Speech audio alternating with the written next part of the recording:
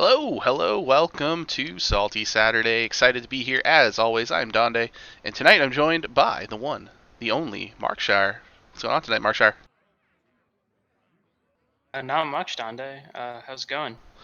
Oh, I'm good. I'm good. I'm excited to be here as always because we have two awesome matches, especially now that we've entered into playoffs for both Legacy and Hero, and we're going to have one match from each of those series tonight. So we're getting the high caliber stuff.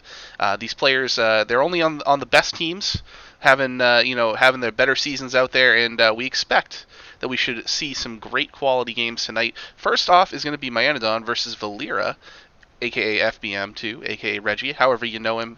He's going to be joining us here. So you can see Myanodon 6-3, Valera 5-3 on the season. Both of them doing real well in Legacy here. So this is a semi-final match. So this is a really important one, Marshire. Yeah, this is huge, and like you said, Dante, semifinals. F2L here already up 8-1 against the Flame Pimps. So if Myanodon gets a win, even if it's a 3-2, that's actually going to lock up the week for F2L and send them to the finals. So a lot on the line here. Valera is going to have to get the win to keep his team's finals hopes alive. So gonna be really great. I will have to say I am a little bit biased because I do have my Anadon on my fantasy team. For those of you that are still participated in the legacy uh, Well, it should be fantasy thing that Justin put together, so definitely will be I'll be a little bit biased, but try to put that aside for casting for the good of the match. definitely appreciate your professionalism. But yeah, shout out to Justin for the fantasy, not only for the playoffs, but he also ran during the regular season as well. So that's a very cool little side thing going on. But yes, as you mentioned, this is do or die right now for the Flame Pimps. They've had a fantastic season, 7-1 as a team, and secured a bye in the first round of the playoffs, and yet they're on the ropes here with only 1 point so far. Yeah. That was a point from Taco Cat, still in a loss to Robobson 3-1, and then Slade, I believe Slade, Slaad, over. Slade, I I'm think not Slade. sure. I'm gonna go with Slade. Yeah, It's Slade, sure. yeah. It seems more menacing that way, so that's what we're Strong going with. A sound.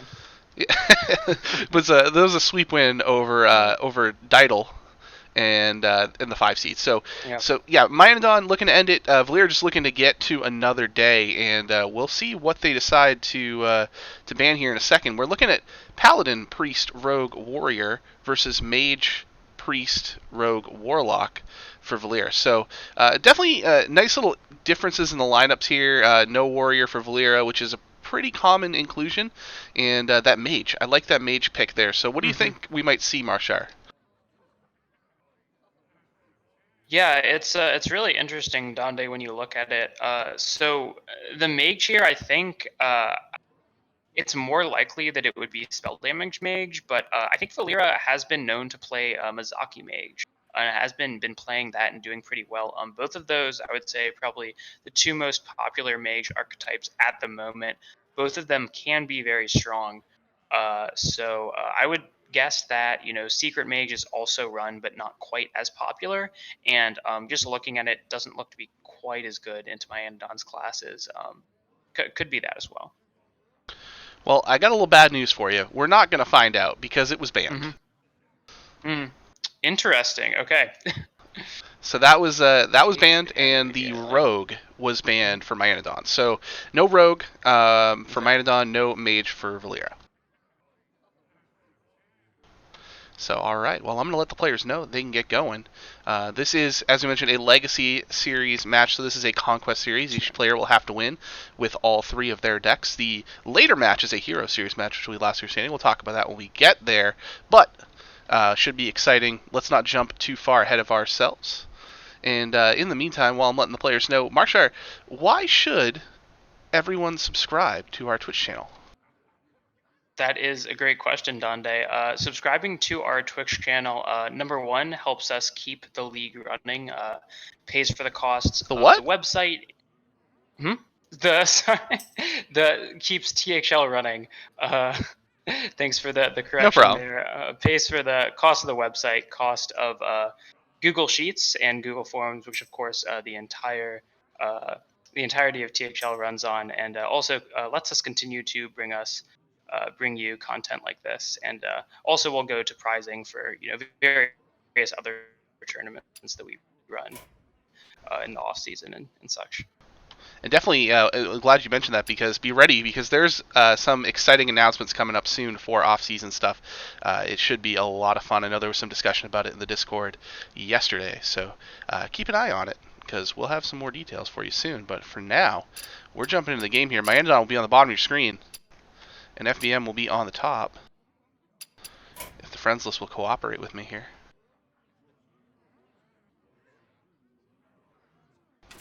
All right. Yep, and it looks like, yeah, they're already into the game, and Myanodon is going to be on Warrior against Valera's Rogue. Valera sticking true to their name, leading with the Rogue here. Apparently too quick for us to catch the mulligan phase as well. Yep, missed that, but already it seems like we know the archetypes here. Myanodon looks like he's gone for a control warrior. I would guess, actually, with the inclusion of Penflinger, I think we can be confident that this is a ETC warrior, and we of course also see the Rattlegore already in hand for Myanodon. And then Valera looks to be a pretty standard, Whirl Kick rogue. We haven't seen the Whirl Kick yet, but just looking at the cards in hand here, the questing, the miscreant often run in Whirl Kick. Yeah, I think both of those are accurate depictions of what we're seeing here. The Penflinger is almost certainly the hallmark of an ETC, with that Rattlegore being the alternative control win condition, which does come into play a decent amount, especially if you have to start burning some of those things like the brooms just to stay alive in the mid game. Yep, exactly. And I think interesting seeing Valera going to get the Edwin out. Yeah. Already, and it's going to be a big one. Edwin is a card that actually some people have cut it after the nerf from their Whirl Kick rogue decks, and it is a lot less consistent than it used to be, but Valera's left it in, and for good reason. This 10-10 is coming down, and Myanodon just has absolutely no answer here. Yeah, the answer is Brawl, I suppose, but a turn from now, and that's not a guarantee in any capacity. Yeah, I think we saw, I believe it was last night, was watching a Warrior Rogue game. I think it was Jester and Jimbo in the other Legacy Series match, where we saw Questing Adventure get brawled twice, I think a 50-50 once, and then a 1 out of 3 the other time. It lived both times. So historically, the Brawl odds have not been great in this matchup, at least on THL streams. So... to no good? Me too. And honestly, Lackey, very important pickup here. Yeah. I was gonna say him swing the 10 face. It does let him swing the 10 face, but at the same time, it plays into that Brawl a little bit better, and Myanodon gets better odds now. That's true. That's true. Good point there, but I think Valera really was looking for the Kobold or the Rush Lackey. Sure. But yeah, that is the downside here. But it's not too bad, because he gets the 10 face and now just gets to slam down Jandis, and Myanodon is really going to struggle to do that much. I guess he does actually have a nice skipper combo here, but yeah, it won't be a full clear. Yeah, we see that Jandis Barov comes down. The illusion is the Druid of the Claw, as you can see here. That's the one with 1 health. The Fen Creeper is not an illusion. Makes sense completely. Makes sense. Big taunt, big body. You want to make sure that that's got the full health. Yeah, and Myanodon here, a lot of the times with these Skipper Armorsmith plays, you do want to have Bloodsworn Mercenary to go along with it. And with 6 mana, he could go for exactly that. But he also could go for this Minefield play, and I think following up with the Sword Eater. Really hoping to hit the illusion once, but did not. This is on it entirely. I will say at least he gets to fully take out the Fen Creeper here, so this isn't that bad. No, it does kind of work out a little bit, because now if Valera wants to remove the 2/5 with what's on board, you have to use that 4/1 anyway. So yeah, it's not the worst outcome. I guess the key was making sure that 3 shots sunk into the Fen Creeper if you're not going to get the illusion down. So it worked out all right. Exactly, not too bad. And Valyria here has a lot of options, I think, thinking about whether or not they want to go with the World Kick or the questing play. And World Kick here actually is only going to get you one card guaranteed with the Plunder in hand. Mm-hmm.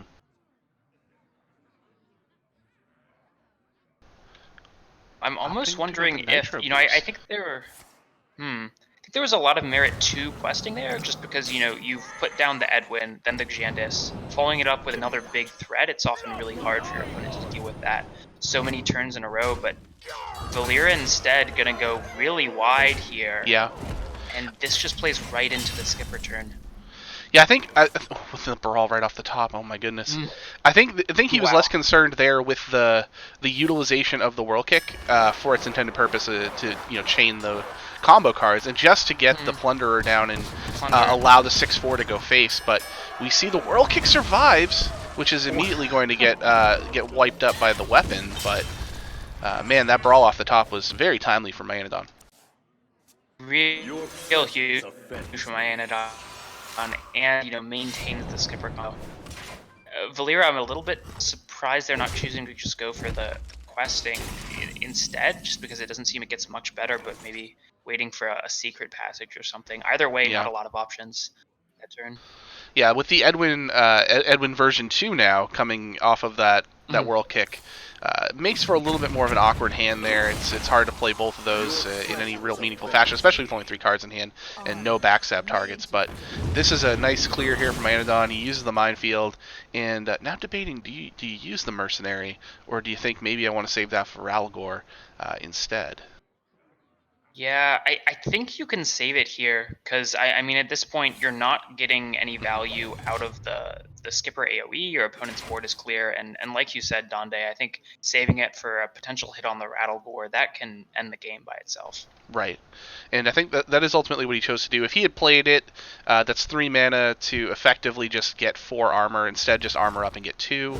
It's a little bit more risky, but Right. I think where he's at right now, you're not too worried about burst. This deck doesn't, the rogue I should say, the rogue does not burst in the same way that a stealth rogue does with the Sinister Strikes and the Eviscerates and whatnot. So Exactly. yeah, much safer play here, and it pays off because now that Ralgor comes down pretty clean. Yeah, I like it, and I like my Anodon going for the Skipper Armorsmith play just to clear a 4/1, because you're putting stuff on the board in advance of your big turn 9.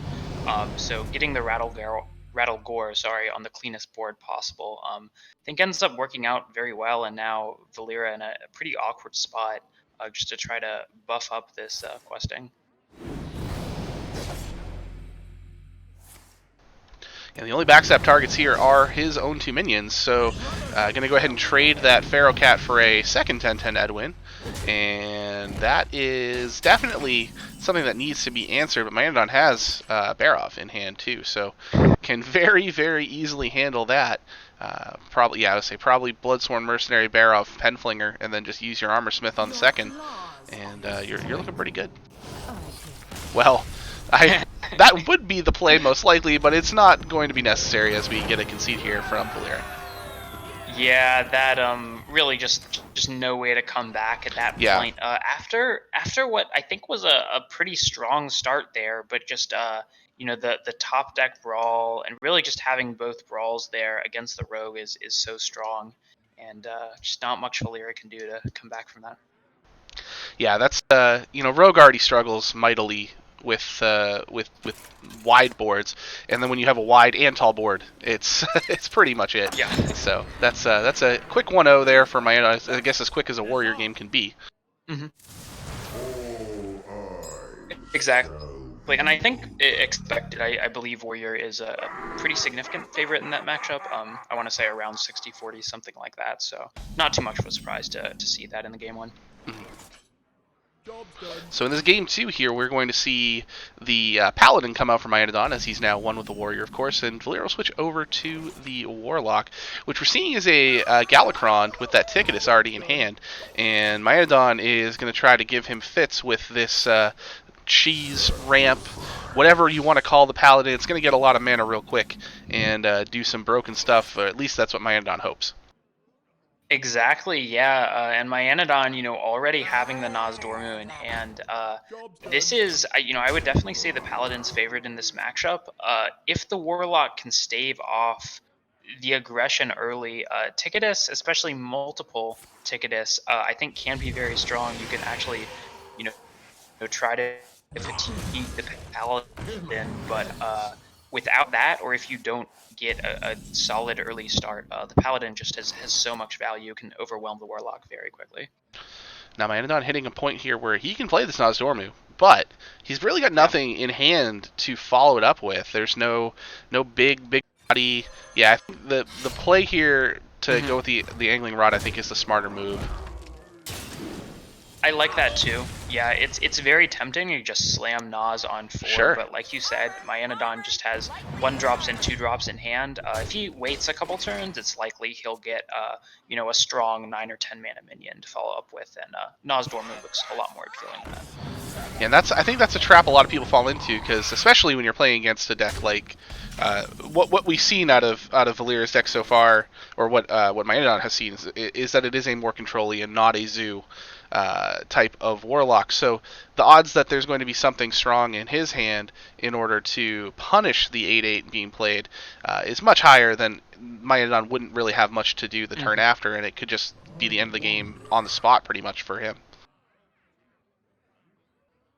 Definitely agree, and once again, my Anodon in a spot where I don't think he feels comfortable playing the Nozdormu. Strongman coming into hand without being corrupted, it's just a 7 mana 6/6. So I feel like he's gonna take that same line again, just try to get some smaller minions on board. Oh, well, that's a pickup right there. Nice pickup. Wow. That's one of those cards that very, very rarely feels like the card you want to see in a randomly generated situation, but right there was absolutely a perfect spot for it.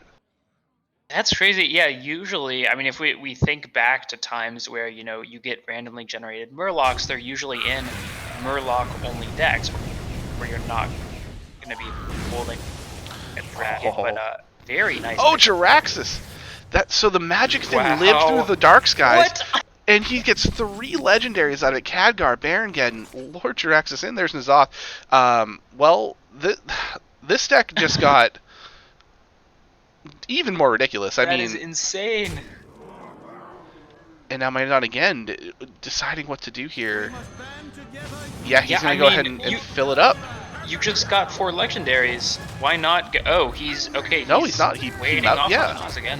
Wow. Yeah, he moused Nozdormu real quick and then debated us with a 3/2 drop option instead. Interesting. I guess my Anodon just trying to see if he can get Nozdormu down on an even bigger board lead. That's what I'm thinking he was going for, but it's not going to work out for him with this Militia. And he's just filling them up with Valeera is filling them up with legendaries, leaving that Magic Fin. We got an Eyesore, that's pretty useless in this case. But Ringmaster Watley, now there's what in the deck? A mech, a dragon, a pirate. What could he draw? Wow. Yeah, I think that draw is, well, we don't know my Anodon's deck, but they usually run. Definitely, it'll draw a dragon and probably. Will it though? Because Nozdormu's already in hand. If there's no amalgams, then it probably won't draw a whole heck of a lot. That's true. It really just depends on the makeup. Amalgam is sometimes run I'm forgetting the name, but the 5 mana mech that gets Divine Shield and Taunt when it's corrupted. Yes, you're right. Ooh, there goes Alera. Wow. Well, don't need Alera at this point, really. No, not at all. And, I mean, we glossed over that previous turn there where Geddon came down and smooth cleared the entire board for my Anodon, which no way Valeera could know that was one of the cards that was picked up. However, it did create a little unique problem here. And now, Valeera's on the ropes because this Geddon's going face and doing an extra 2 damage. Oh. Yeah, just going for trying to solo with Geddon, and it's looking like it's working out. Valeera can, of course, clear with Cascading Disaster, but it feels pretty bad to use a card that could take out 3 big minions just to kill 1. And just pick up a little healing off the top there. Ooh, more healing. A little more. A little bit more. That's very, very needed. Oh, 3 in a row. Wow. Okay, then.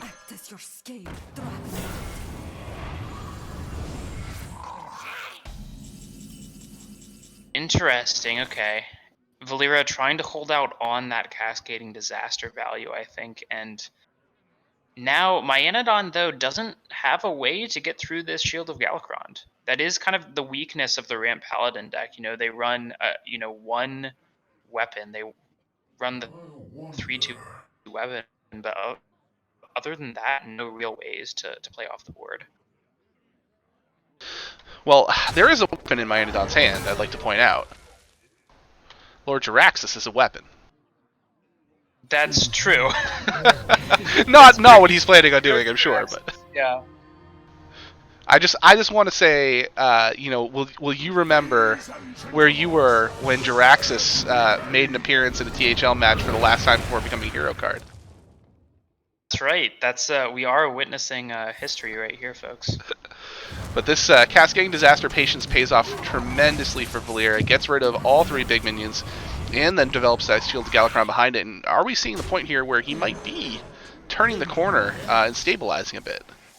He is. I mean, Myanodon still has some strong cards. Picking up a Sphere of Sapience is not bad. And of course, I think the one way Dark Moon Rabbit is kind of the one way Ramp Paladin does have to get back on the board or deal with wide boards. We'll see what he goes for, starting with the Wand Maker. Interesting. Picks up Noble Sacrifice as a secret. He'll play that. Just going to go ahead and throw down that Eyesore. 0/4. It's not gonna. I don't think there are any totems in his deck. Unless there's But amalgams. at least it'll soak up 4 damage. That's true. That's true. And Noble Sacrifice pops up there, takes out one of the imps, and the Sphere of Sapience came into play here very, very late in the game. Somewhat unfortunate for Myanodon. However, I think we're probably going to be looking at a N'Zoth play soon, because you can get that Strongman down on the heels of it, and then it will activate the clowns. Yes. Yeah, I think. If anything, just to corrupt the Carnival Clowns, N'Zoth should come down because Valera is not stopping this board development. Myanodon really does need to do something about that soon. And Strongman or a random card. No respect at all for the Eyesore. I mean, I think you just take the Strongman here. I think so. I think you probably have to and slam them both. Yeah, the only other thing is if you feel like you're so far behind, you need Dark Moon Rabbit or something, which would take out the 7/1 and the 4/5.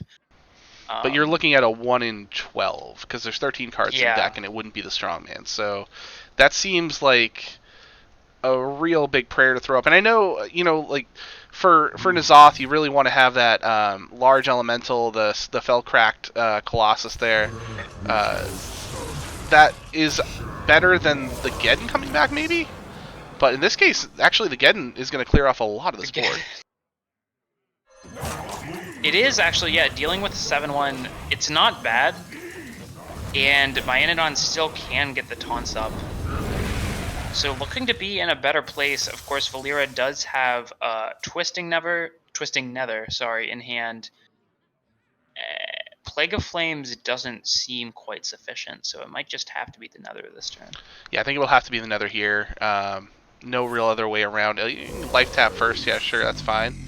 And go ahead and rip that Nether out. So now, you gotta hope Myanodon doesn't have a follow-up answer, but the Carnival Clown's sitting in hand. Oh, Murgle Prime too. And McGurgle Prime.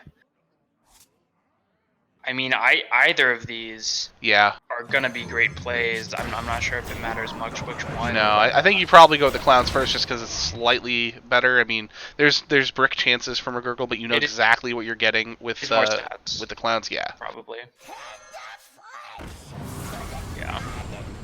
And here comes the get everything on board to make this Plague of Flames do as much damage as possible to it, while also healing for 8 effectively. Yeah, not bad. I mean, this is going to take out 5 of them. So leaving only the 2 4/4s on board, definitely not bad at all. I called it the Fellcracked Colossus. The Scrapyard Colossus is the name of the card. Yes. I don't know where the Fellcraft came from. And here, I'm wondering if my Anodon would want to go for the Scrapyard Colossus instead to play around a second Twisting Nether, but... Where is the Eyesore now? This is your time, man. Yeah. Instead, we're going to see a Galakron off the top and played for Valeera, Galakron and here. yeah, this is another somewhat Oh, fortunate play. oh, he can gear up to the Plague of Flames, yeah.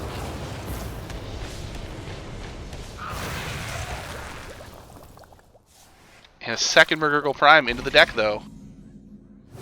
There And there it is again. Right. Oh, wow, did off he the actually side. instant? He instant picked it. Oh. And I assume the Swamp Ooze will follow its buddies down here and clear off the weapon. And this is pretty much it for Valeera, barring some top deck magic. And getting the Bluegill. I mean, I would assume that there is a second Twisting Nether. Right. No That would be deck, the top deck magic but- that I was referring to. However, Yeah. it does not appear to be the case, unfortunately.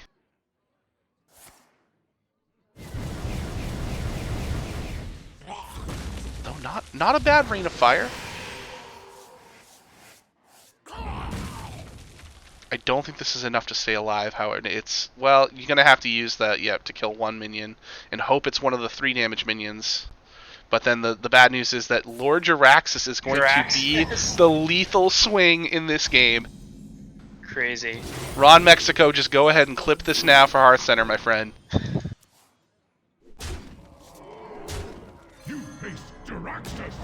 Beat Jaraxxus finisher.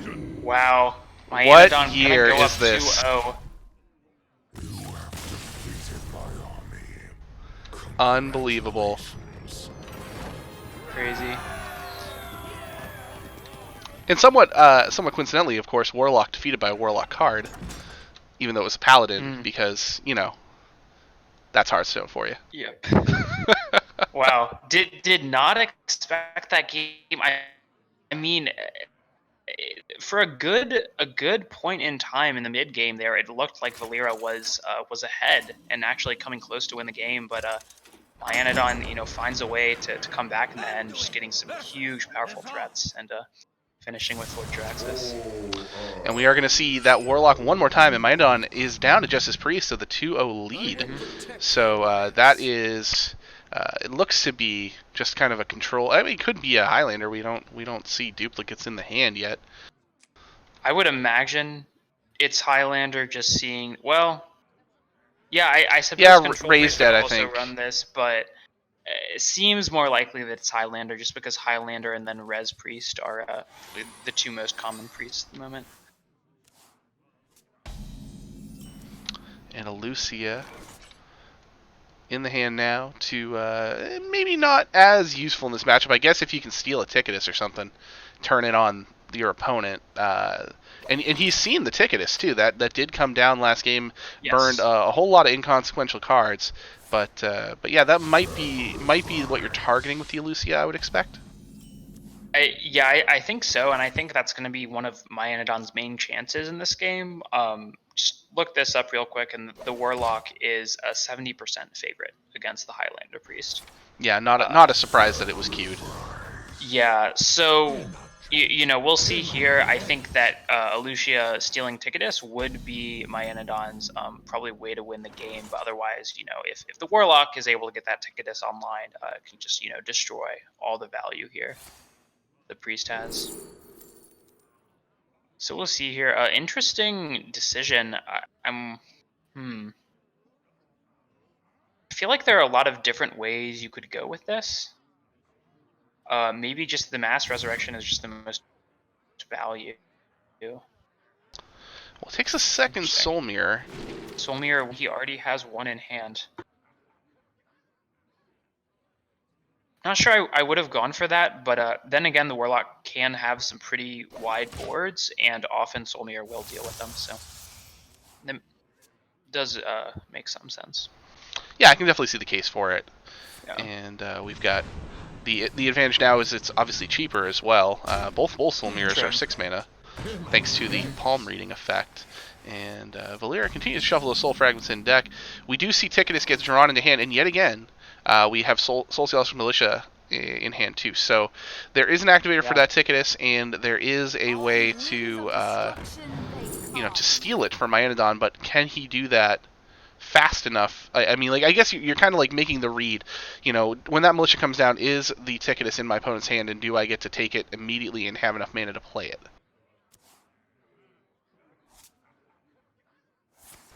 Yeah, exactly. It's tough often to time Elysia in situations like this. Myanodon, I think, instead just trying to extend his board lead. I like getting this Cobalt Spellkin online 3/5 trades fairly well. By the way, chat is currently discussing the Jaraxxus that was drawn, or that was garnered in a random fashion, and I'm excited for their reactions in about 8 minutes to its ultimate playing. That will be great. For sure. Back here, Myanodon. Okay, so seeing the Nizamni Bloodweaver, that's not a card that you see in every Highlander Priest. I mean, I'm wondering, is it possible that this is just control? Have we seen? Yeah, it could very well be the I just want to steal your stuff priest. That's very possible. We haven't seen a duplicate yet, though. And Renew offers up Mind Control, Insight, and Power Word Feast. Insight might not be this. I mean, if this was a Res Priest, then sure. But maybe Mind Control? No, gonna go with the Insight anyway.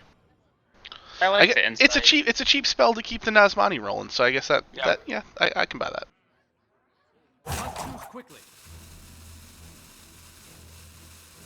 And I'm thinking about playing the Apotheosis, which often does not come down unless the minion can immediately attack, but going for this, I think, to just guarantee one more discount. And getting the discount on the Nyxia, not bad. Not only that, the 4/8 is pretty hard removal outside of the Siren Beak Owl that is likely to come down right on it right now. But that would have been, much more of a pain to get rid of if FBM did not have the correct response to it. True. And no respect for the minions. Seeing the Apotheosis get played, assuming this is a Highlander deck, then that means that there's no other healing in the deck, or no other Apotheosis in the deck, I should say, that can be played on a minion, so no respect to those minions whatsoever as far as their healing potential. I will say I'm a little bit surprised not to just see a Soul Mirror there, because, Myanodon does have both two Soul Mirrors in hand. Could have just cleaned up the board almost all the way, but instead it's going to go for the one maker. And because he doesn't have great AoE here, I mean, do you just Wave of Apathy, make some trades here? I don't think it's necessarily worth the wave. I mean, there were only 2 minions on board that had more than 1 damage anyway. It seemed like a pretty low value use of it. Militia on 7 comes down, activates that Ticketus. And actually, I think Valeera does miss 1/3 here by not trading in the 1/1 beforehand. They do get the 1 damage face, but I would imagine that you value the 3/3 more. Maybe not though. Yeah, I would expect that would have, and we saw the emote afterwards. That might have been an acknowledgement of, I meant to do that the way that you were describing. And might be trying to remember which Soul Mirror is the one that started in the deck, because they're right next to each other. I think he's picking the correct one. Yes. Yeah. And of course he could have chosen to go with the wave first to get some of these minions to stick around, but I think it only would have worked on 2. So I like just going for the Soul Mirror here. Yeah, I think that's a fine spot for it. With no response, probably just gonna see Ticketus get ripped on down here. At this point, though, I mean, with Raised Dead not being played, I mean, now Myanodon's Raised Dead pool is just going to be, a bunch of like 3/3s. So that also confirms this is not a Highlander deck, because we just saw a double Veil Weaver get burned. Yes. Yeah, exactly. So this is just a control priest.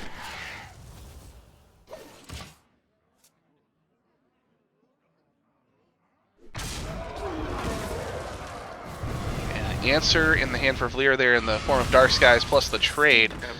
letting the Galakrond, Shield of Galakrond come down behind, and we're up to 2 invokes now. And I mean, at this point now, Donde, you know, Myanodon has a Lucia, but he's not going to be able to play the Usarge, and that's just going to come down next turn for Valera, I think, and he'll play out another Ticketus. Burn 5 more cards. Absolutely. Yeah, and then, and if you know, unbeknownst to Valera, that Galakrond's not in hand, and that's the largest value generator, obviously, in this deck that enables you to just go and go and go. And if he burns that, it could be very bad news for Myanodon, and that is, I think, a large portion of why this deck is so favored against Priest.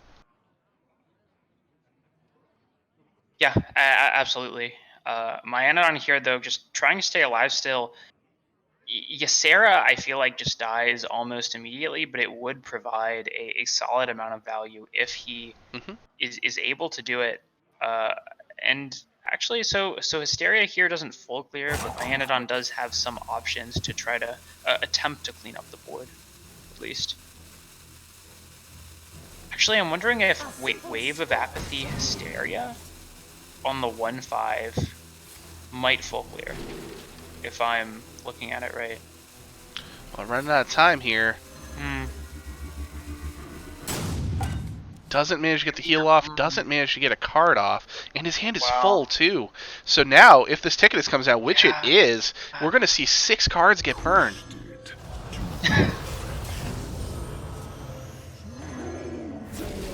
And Galakrond is one of those cards. You're right. And Murazon the Infinite is another. Those are 2 massive burns. That is, I think that is just the end of the line here now for Myanodon. I think so. Only 4 cards left in deck. Myanodon, I mean, he can deal with these minions on board with Soul Mirror, but at this point, you know, he has some value in his hand, but Valera is just operating in a massive card advantage. Yeah, this is, if not, it's not over immediately, but it's it feels like it's all but over.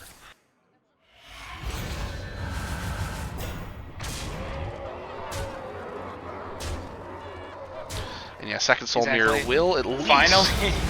Finally the Raise Dead coming down. I mean, Myanodon could get ticketed this, right? No, Myanodon did not play Ticketus. The Myanodon had Ticketus played against it. But he, from... Oh yes, no, you're right. He used a Soul Mirror. You're correct. Yeah, I guess it was certainly an outside shot. There's a very slight chance, but yeah, just getting the 1/1 and the 3/3 probably a much more average result there. So we'll see what Myanodon can do. He's got the Ysera, he's got Runaway Blackwing, and he's also got a Lucia, which, you know, doesn't seem super valuable here, but could be very well. Raised Dead shot number 2. Could try for another Raised Dead. I mean, a Lucia at this point, you might be looking at trying to steal Galakrond, your opponent's Galakrond. That would be huge. I mean, I would imagine, you know, I think Valera at this point is probably just gonna slam Galakrond as soon as he draws it. Yes. But, you know, maybe if he feels threatened enough by what Myanodon has on board, would want to save it. So. Oh no, the Fulgent hit the Elucia! Wow. That is... I mean, it was... So, okay, no, so that was a... concede! Oh... Concede. So that was a 1 in 4 chance with what was in hand. And that... Yeah, wow. That's just devastating. Unbelievable. Oh, that's crazy. And I mean, I don't even think... I'm sure that's not something Myanodon was thinking about. Vol'jin is such a new card. Well, when you're in a closed list format, I imagine it's not a card that you really think about. Allow me to counter that thought with the fact that he was holding Vol'jin in his hand as well. Oh, that's okay. I guess that's true. But still. I would imagine he at least was somewhat aware the card might come out. He was aware of it, but... I will protect the Alliance. But nonetheless, we move on to Game 4. Yeah. And now, I mean, I'll have to... so now that we know that this is Control Priest, I'm going to try to pull up some stats on this one, see how it does. I'm fairly certain that the Whirl Kick Rogue is a favorite in this one, though. Is it possible? I mean, I haven't looked at the matchup specifically, but is it possible that Valera was targeting Priest Priest. in this lineup. And you know that when you do that in a conquest setting, you often get down 0-2 and just decide you're going to work your way back through a reverse sweep. So it's very possible that, you know, not that you ever want to lose 2 games intentionally, but it might be all part of the plan. Definitely true. The thing is, if Valeera wins this game, they'll also have to get a win with their own Priest. But you know, it could be they found the Priest deck that beats all the other Priest decks. And so, by the way, World Kick 55%. All right, so a slight favorite against this control Priest. So I have to imagine favorite, right? I have to imagine it being all should be gold. It increases at least about 5 or 6%, though, right? Oh, at least, At yeah. least.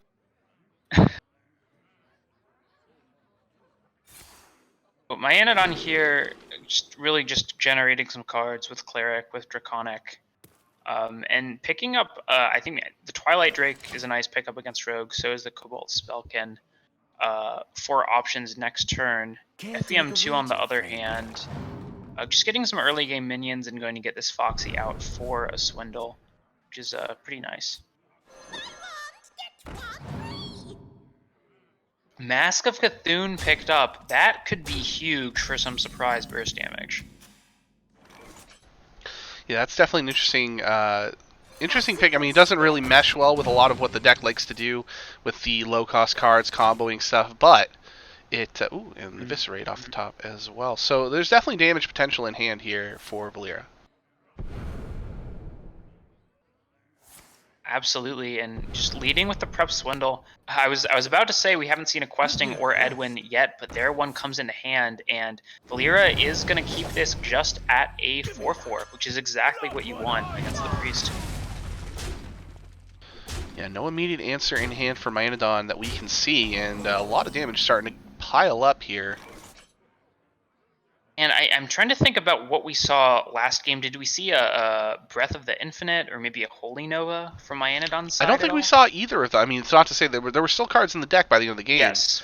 But I would imagine that there's, you know, in Control Priest, there's usually at least one of the two. Usually really Breath, one. since it's quicker to play, especially against a potential stealth rogue. Exactly.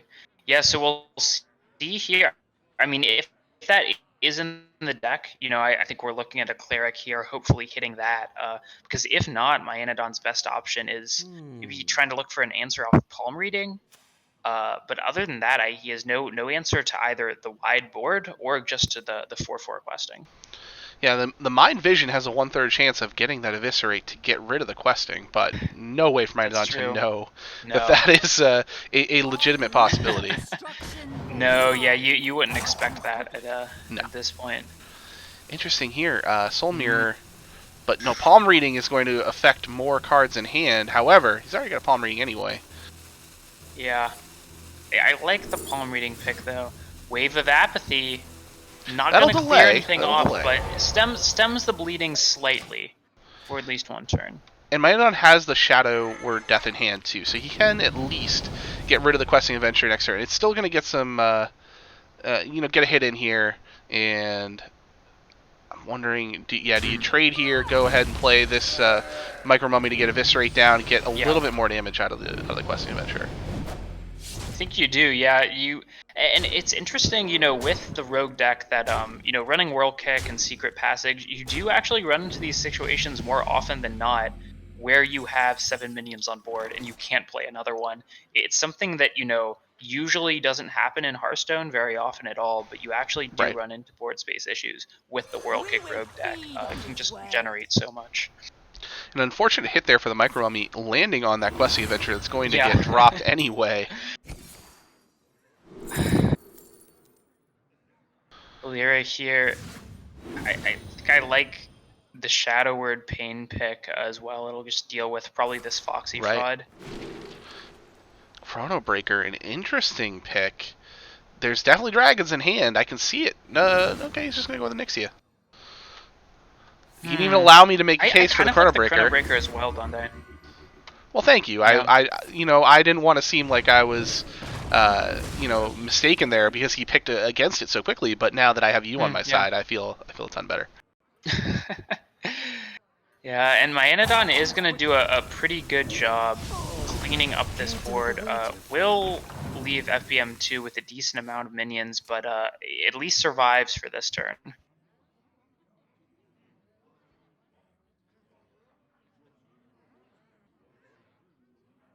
Actually, wait, is this? I think he's one off lethal because the Prize Plunderer can proc the Temple Berserker here.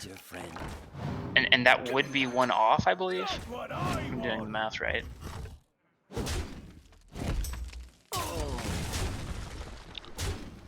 I think we're going to be just maybe short. Would have been two. But he opted to use the Plunderer instead, but Yeah. Right. Renew will come down first here for Mynodon to see what he has for an option. Thought Steal, Forbidden Words, and Initiation. None of those are extremely helpful. Thing great, and I mean, looking at it from our perspective, we can see FBM2 has the Mask of Cthulhu in hand, so getting down this big taunt with the Radiance. Skeleton Dragon, wow. That, yeah, not only will that soak up the Mask of Cthulhu, it'll put a big taunt in the way.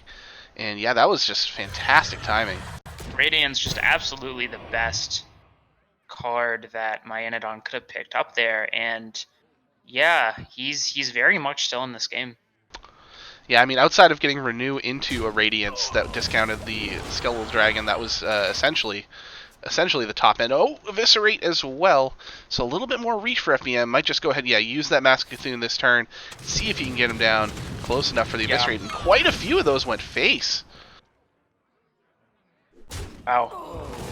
Yeah, I think you would have liked to see a couple more into this taunt, because now FBM2 is going to have to get rid of almost his entire board here. I still think he's, I mean, to his eye, he's all right now with the Eviscerate in hand. The lethal potential is still there. And I also like these trades, though, setting up the Micro Mummy to go on the Berserker and give it 4 attack. Guaranteed. So Myanodon will need to heal. I wonder, from his perspective, though, he doesn't know Valeera is holding exactly a this. He might just go for maybe Twilight Drake, Forbidden Words to clear the 4-1. He, of course, would be dead to any playable card that Valeera picks up with the proc of this, but I wouldn't be surprised to see him go for that, because, you know, you don't really expect your opponent to be holding exactly this rate, having already seen another one played earlier in the game. And I don't think there's a card in the Rogue universe right now that's seeing play that would be not playable. Like, Flick is pretty much the absolute top end. So yeah. Yeah, no, I think you're right. Yeah, even with Flick. Shadow Step is definitely playable. Yeah, playable. But still 1 damage short. Yeah, it's not. Yeah. It's playable insofar as it can be played on on the board, but it's not helpful in this case.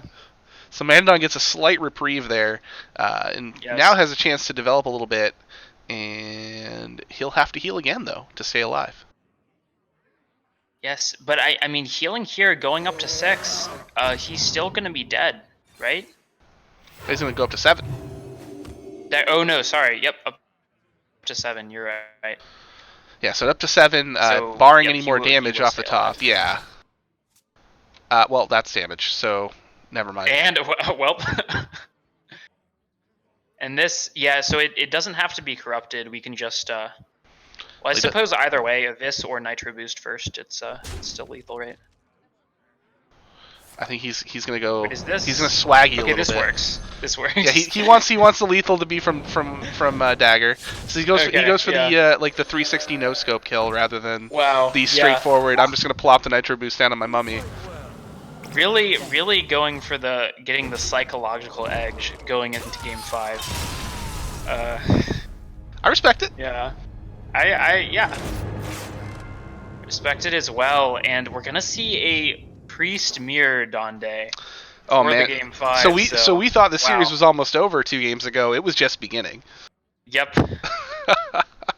We are in for a treat. Yeah, I was looking at my watch here. 2 games in, it was only 9:30. Thought we could be headed for an early ending, but no. This is actually somewhat And now fortunate, as you Desharmo's been trying to hunt down Mr. Python, who's a member of Oh. our second match. So it gives us a little bit more time to figure the whole deal out there. little bit of a buffer. That's good. And of course, somebody has to say it, but it's the best words in all of Hearthstone. Game 5. I will protect the Game Alliance. 5, and looking at Valera's hand here, seeing the Cabal Shadow Priest, I would think that this is Highlander Priest. Okay, seeing the Sticky Finger. Yes, I think both of those are Yes.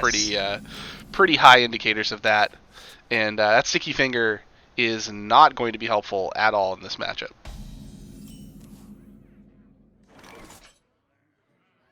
Yep, definitely. I'll go ahead. I would imagine this matchup is fairly close, but I will go ahead and check the stats here. For those following along at home, in the interim, I marked Valera's Priest as a win. It is a rogue win, obviously, that last game, so I corrected the graphic for you. Nice. And Donde, yeah, this is about as close as it gets. Priest is technically favored, looking at the HS replay stats, but it's 51. Wait, Priest is favored in this matchup? Sorry, Highlander Priest is technically favored. So Valera has the 1% edge, but essentially it's essentially even when we look at it. So this will be interesting to see. Yeah, I think a lot of this is going to come down to who generates the most value.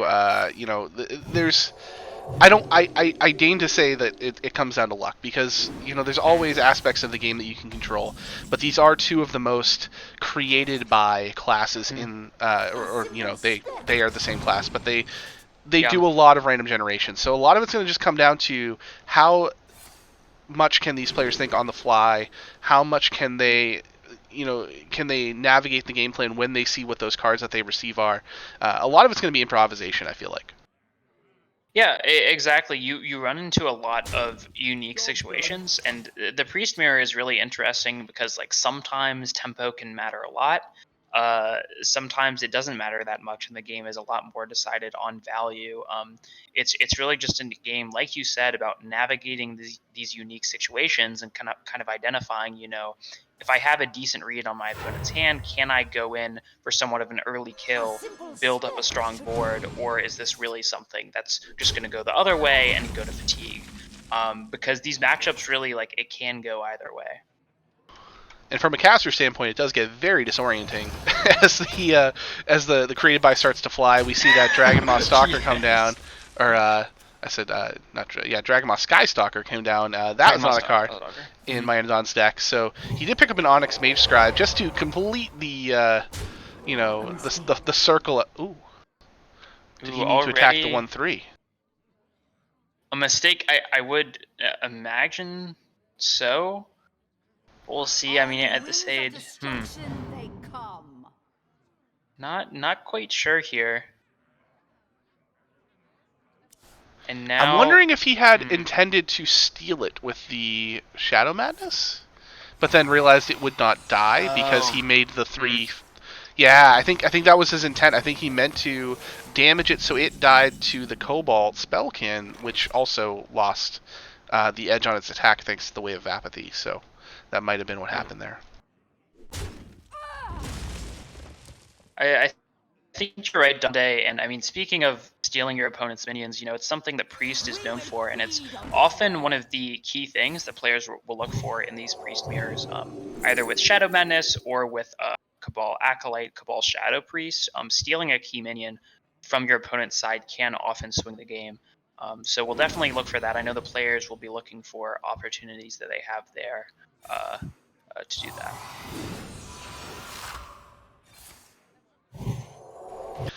Mydon does renew the damage that was placed onto that Sky Stalker, and also gets a Grave Rune dropped onto it too. So now we've got Reborn minions on both sides of the board, and Mydon has the slightly stronger Reborn minion as it will continue to generate even more stuff through Death Rattles. Definitely one of the better hits for Reborn, I would agree. And now the double Radiance. Radiance ended up being a strong pickup for my Anadon in the last game, but in this Priest mirror, it's pretty close to useless.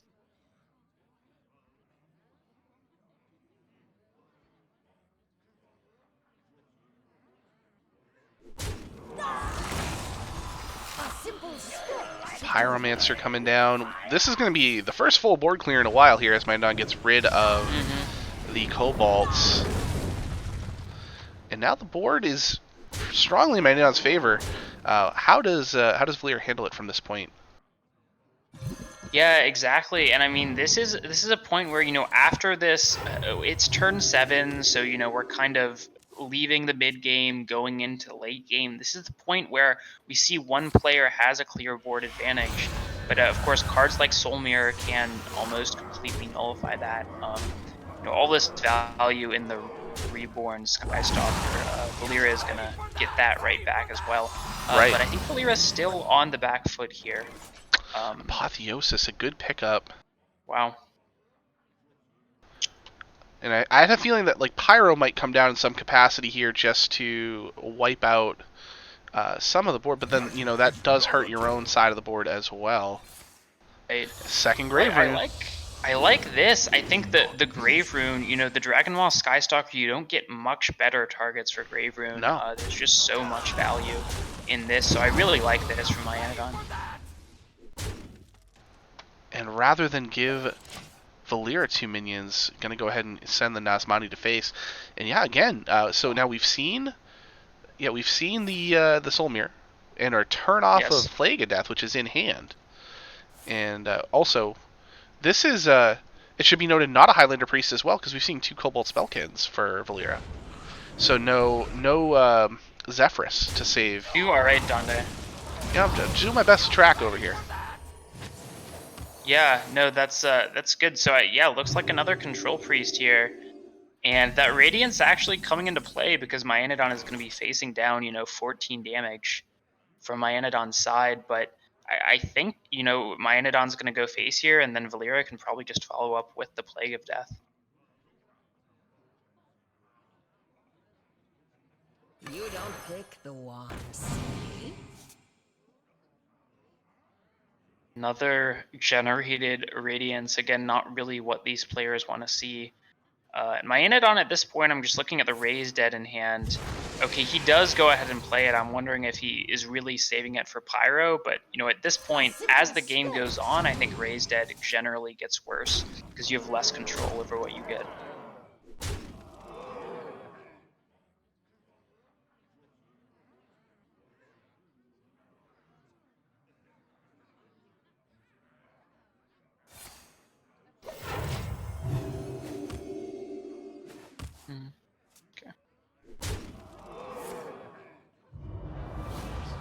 There's that Plague of Death, and we'll finally shut down the never-ending stream of the Dragon Maws. Yep. But, I mean, there's still one more. Maenadon still did get a Dragon Maw off of Raise Dead, which Right. I imagine will come down this turn. So not done quite yet, but Valeera has stopped the bleeding slightly. Let's see. Maenadon picks up again. Okay, the Dragon Rider, so not the Dragon Maw again, but still is able to put together a solid board. Do you like to play with fire? And I know that this matchup here relies so heavily on, you know, fatigue, that I am just on the fly adding a graphic to the stream to show what cards are in each player's deck. Nice. And in my favorite like form, that. I will manually update it, so that way everyone is kept apprised. Really the only way. Appreciate that, Dande. We'll see. You know, we'll see if this game makes it that far. Valeera already having a pretty strong swing. Sorry, with the Murazon, but is actually pretty close to dying here. We have to keep in mind, you know, Valeera is only at 11 health by Maenadon with 5 attack on board, and Apotheosis and Shadow Madness. You know, I actually think is exactly 2 off lethal right now. Yeah, this is it's still, you know, like when you're looking at these this class, it's obviously a healing-based class and can stabilize very quickly. So we've seen that already happen once here with the Soul Mirror, Plague of Death again. So it's very possible that although Valeera looks very close to death, it might not be that bad. But we're going to see what comes off of this Onyx Mage Scribe, and it's Penance and Insight.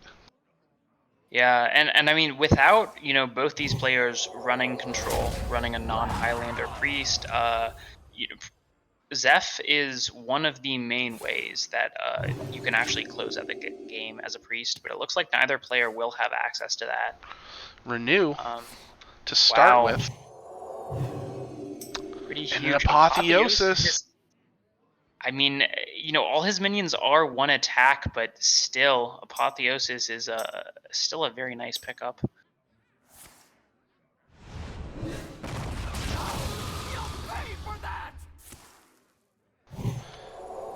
Yeah, Apotheosis will give just a little bit more healing here to Valeera.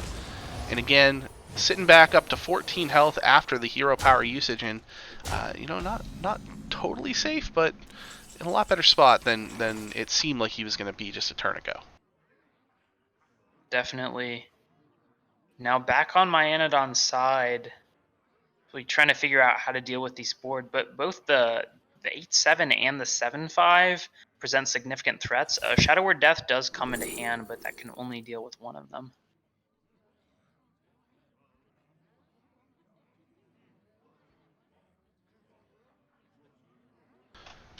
I mean, I feel like, are we ever taking Lackey just because Honestly, we want something? Yeah. To deal with? Like, Idol feels so slow. I just don't know what. I mean, I guess you sit here and say, I don't know what you want out of your deck for a minion, but at the same time, anything is pretty good when it's a 10-10, so there's that. But yeah, now Myanodon kind of looking for a way to handle this board. And I don't think Idol Yashash really does that. Sethic. Sure. Just, go ahead and generate some more cards. And hey, it's more Reborn. Wow.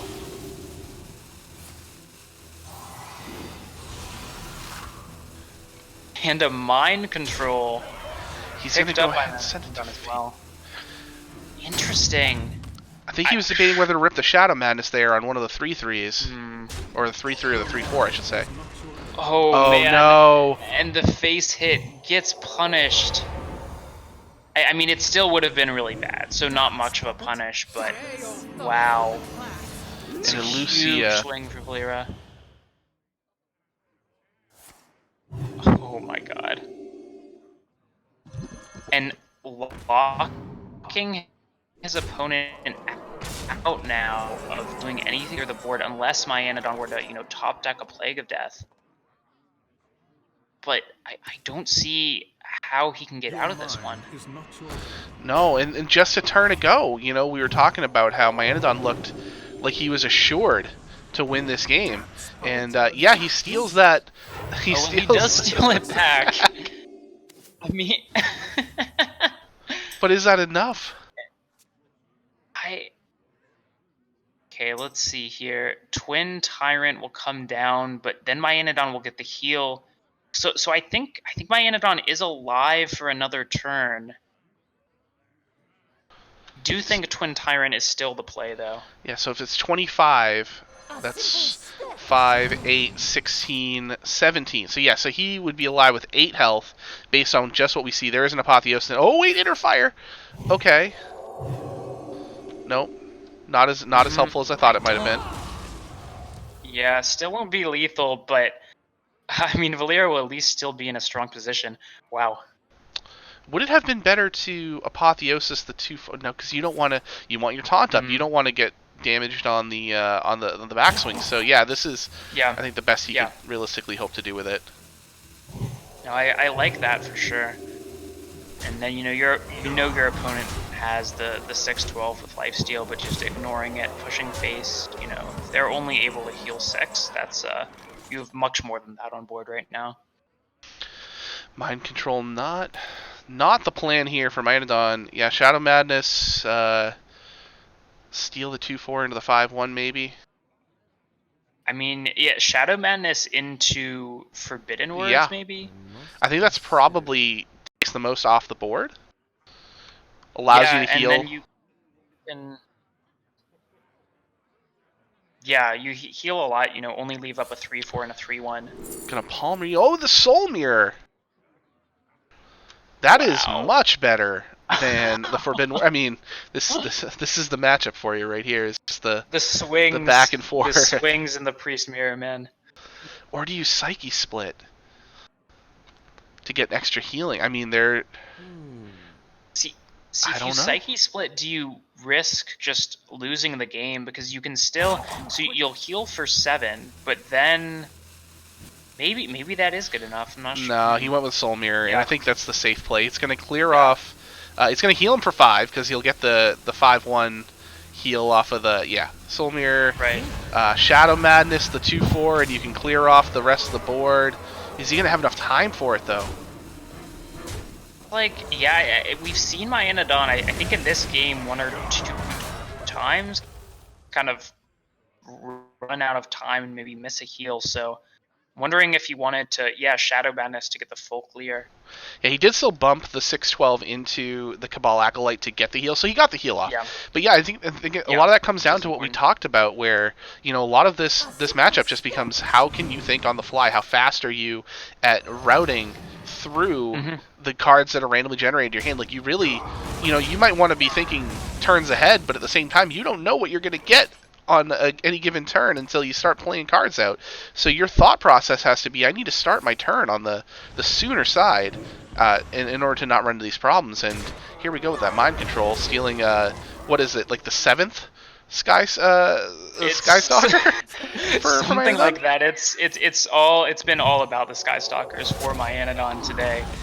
And bringing it back here, now FBM2 just really looking to generate something to chain some spells off this Sethic. And we've seen no Galakrons. No Galakrons at all. I'm sure we already know my Anadon is running it. Right. We can, only assume that Valera is. And yeah, wow. This is looking to be another huge value turn for my Anadon. He can actually get 2 Sethics down if he wants to. Well, he's gonna pull that the Sethic with Shadow Madness. Go ahead and get the Smite. Why not? Oh, I guess no. Doesn't want to get 2 down because of the Chrono Breaker. Makes right. a lot of sense. Yeah, planning on killing it this turn. Yeah, if he bumps it at the end of this turn, it'll kill that, but then leave it on his side. Oh, but you don't want to. Okay. I think he probably wanted to wait until after to do that. Yeah, so that way the Grand It's Mummy okay, did not not get much hurt. loss. Yeah, it is like slightly ordered out of turn there, but I think it's all right. Then again, we've said things have been all right, and then the game swings. So Wings of destruction. That's true. In this case, I would say, Valera is definitely on the back foot. Can pick up a Shadow or Death here, but even that would not save him with the amount of, Reborns and Death Rattles on his opponent's side of the board. raises dead into a Cobalt Spellkin, finds Wave of Apathy. Finds the wave. He needed that to stay alive. Phew.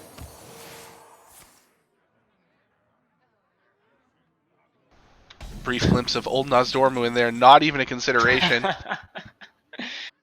Yeah, and now my Anadon here, very close to lethal. Oh no, he's not close to lethal. He silenced his own minion. Oh, wow. Oh, Very not smart. that. Wow. So That's serious. whew, and it ends that way. So that's a lethal that we haven't seen the silence your own minions since like Freeze Mage and other mages that just repeatedly froze your own board were really popular because you'd have to use that quite a bit to get your stuff through. And man, pretty impressive there for Manodon to pick that up. So definitely shout out to him. But 3-2 win, and F2L advances to the finals. Advances to the finals. Yeah, I mean, it's Donda. It's like we talked about at the beginning of the game. Using a generated card with the silence for lethal, you really have to be paying attention to all the cards you're getting in your hand each turn. Making sure there isn't some hidden hidden use that you're missing. And I think my Anadon navigated that very well en route to the win. I don't think either player did a poor job with it. I mean, as evidenced by the fact that they both got down very low on health and kept surviving. So, yeah, let's see if we can get Mayandan here to talk to him about it too. Yeah.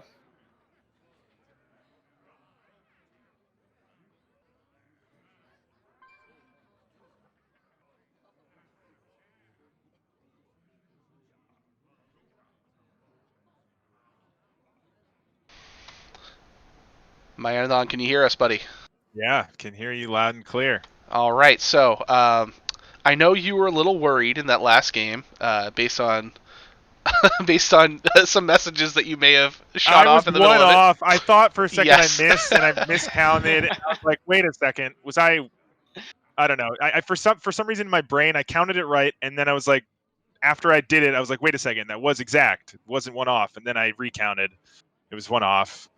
But that last game was super close. I was terrified when I lost with the priest into the rogue. I thought that was my only chance with the priest to get through. And then there was that one turn I was considering Elluciating to just dump their burn, but like I figured, what are the chances they actually have enough? And Right. also I didn't really. I don't know. I felt like I would just be giving them the Onyxia, and I had no answer for the Onyxia, so it was just like kind of awkward. Yeah, there's a lot of little tough lines to take, and we talked about this quite a bit in the priest versus priest. But I mean, even in any priest game, it really comes down to a lot of improvisation and how quickly you can figure out what's going on with the cards that you generated. And I know that in that last game there, you had a couple turns where it looked like you might have wanted to heal or use like Shadow Madness at the end, and it just couldn't quite get there. Was there some frustration there for you? I mean, definitely that being one off there and just trying to get that Shadow Madness to work to get me the lethal. I was holding on to the Apotheosis. I didn't want, that to be played into a Zeph. I guess that, they never found Zeph, but... Not a Highlander. Oh, it wasn't Highlander. Yeah, I don't know what I'm talking about.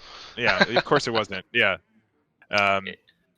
I just expected Highlander. Zeph was in their collection and not in the deck. Yeah, you're right. Absolutely. No, I mean, I also thought it was Highlander for a good bit of the first game until we saw a duplicate. So, yeah. Well, nonetheless, obviously victorious here and sending your team to the finals. So, first of all, I guess congratulations on that. But what does it mean to you as a team member there for F2L? How take us through a little bit of the season and just kind of how you guys got here.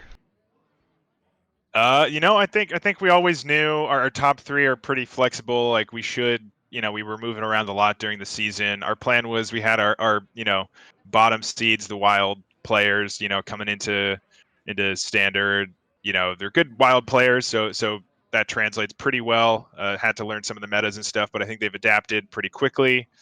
We're able to get some big wins there, and then as long as one or two of us in the top three are able to get a win, we've been doing pretty well that way.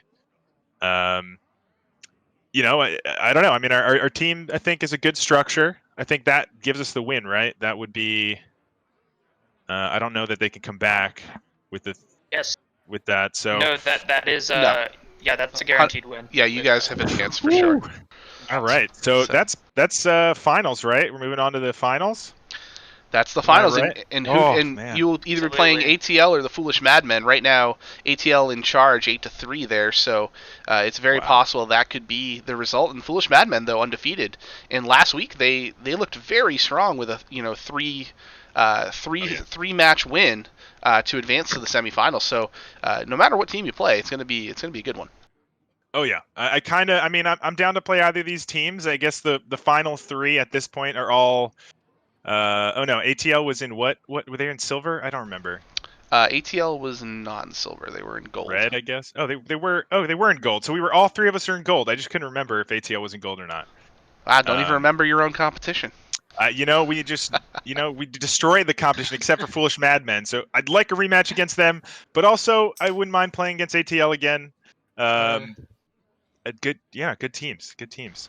Yeah, good teams, good conference for sure. Shout out to not only you but Robobson, your captain there, for creating a very, very strong lineup. Former legacy teammate of mine, so I'm definitely happy to see him have success. And as a team, you guys have looked very strong, and I'm sure no matter who you play next week, it's going to be an exciting one to watch. Oh yeah, no doubt. Going to be an exciting one. As long as we can keep this up, I'm looking forward to it. I would love to have back-to-back championships. I was going to say, you were on Dad Legend last time, yeah. right? And won? Yep. I'm going to pull the Tom Brady. I'm going to switch teams and get another dub. Yeah, I don't know if you'd watch the stream at all. I am wearing my Patriots shirt, so you're hurting me a little bit right now, but well, that's okay. Well, Dad Legend was, I guess, the Patriots, and now on the Buccaneers. All right, so Robobson is Bruce Arians, and he has no idea who that is, so that makes me even happier. Oh, man. Well, before we move on to our second match of the night, anything else you'd like to say before we go? Or any other questions from Markshire? Yeah, I mean, for me, the last stuff, I just want to say thanks to my team. Definitely helped with prepping here. We had a good strategy going in. I was definitely worried about that priest, but we built it in a way that we actually predicted Zoo, so the Galakron Warlock was a bit of a surprise, but the rest of it was kind of as we expected, and it worked out that way. I was able to kind of get some good draws on that last priest game for sure, and some lucky randomness. So definitely, a good match there, I think. And thanks for having me. I don't know, Markshire, you have any more questions? No, that's it for me. Just congrats on the win. Congrats on getting to finals. Thank you. All right, man. Well, we'll see you next week. Maybe I'll see you next week. Yeah. If not on Saturday on one of the streams, I'm sure we'd love to have every finals match. So try to make it 3 in a row for you on stream. Finals. Yeah. Yeah, and you know what? So far it's been working out for me. So sign me up. As long as my opponent's down to play, I'll do it. I'll do it on stream. Appreciate you. All right. Well, thanks for having me again. I'll see you guys. Good luck with the next match. What do we got coming up? We got a hero match coming up. This is a quarterfinals match between Desharmo and Mr. Python, the undefeated Mr. Python. Ooh. All right. I'll stick around and watch that. Appreciate that. All right. All right. Well, let's go ahead and see ya. Let's go ahead and reset the stream here so you guys can see the matchup that we're working with. It is, as mentioned, Mr. Python of Ask Hearthstone versus Desharmo of Tan Pam's Surf Slam. And now, Markshire, we did a little pre-prep here and talked about the match, and guess what? There have been 2 matches played since we started our cast tonight. So the score that we saw, which was 4-2 in favor of Tan Pam Surf Slam, 4-2 in favor of Ask Hearthstone, is no longer true at all. So if you refresh the website here, we see Dr. BOMD, B-O-M-D, as it were, with a win over... Oh, I'm sorry, Clarity. That was what we had already known. That's what we knew. Clarity got a win over Doubles in the 5 seed. Wow. So that put Tan Pam's into the lead. But that's not all. Because Desharmo also messaged me and said that Wash in the Wind won 3-0 over Kel. So it is actually a 10-5 lead for Tan Pam's, when we thought we were coming into a 4-2 lead for Ask HS. Wow. Okay, it's a good thing you brought that up, Dande, because that completely changes the game here. So this does mean now, if Desharmo gets this win with a big enough margin, that is going to be the series. Yeah, very impactful. And I mean, I'm updating graphics on the fly here as we go. I like that. We were going to get it. They're already in game. Wait, are they playing? Or they might be. I know they were challenging to give you the bans. They have queued up the game. Hold on. Board member, by the way.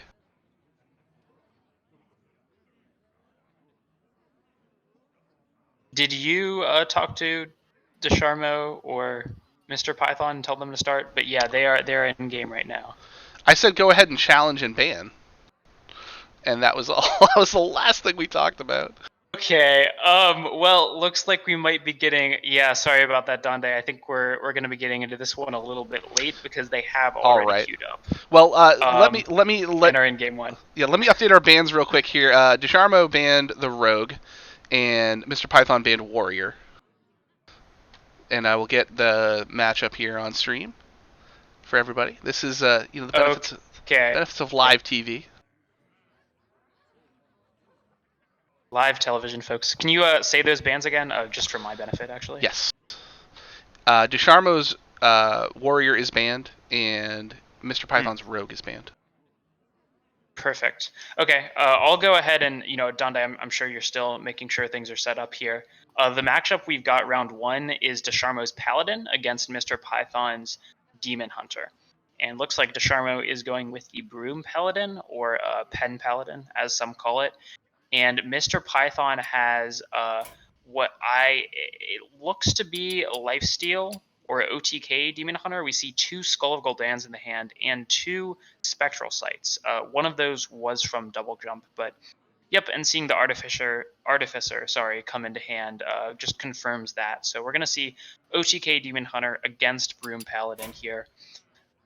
It's a matchup where the Paladin is favored, but I think it's only as a favorite. It's a matchup that can get very interesting.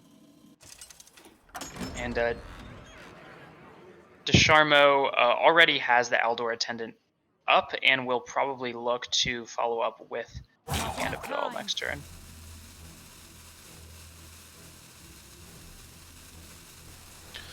So the stream is up in a capacity here. We're still trying to get Desharmo's cards. Which hopefully, there they go. Alright. Ignore the 2-2 score. That is not correct. Still updating on the fly. Sure.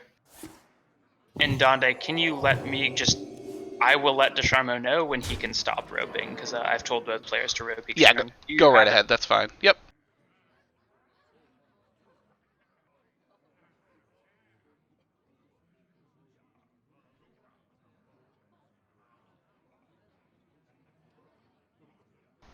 All right. And yeah, like I said earlier, Aldor Attendant into the Hand of Vidal. One of the, definitely, I think the strongest start that you're looking for as Broom Paladin. Whereas Mr. Python, just having a more casual start with the Double Jump into Spectral Sight, but already having both Skulls in hand, which both, one of them already outcasted, the other one will be outcasted as soon as the other one is played. Also definitely what you want as Demon Hunter. So I would say, fairly strong starts and hands from both players here.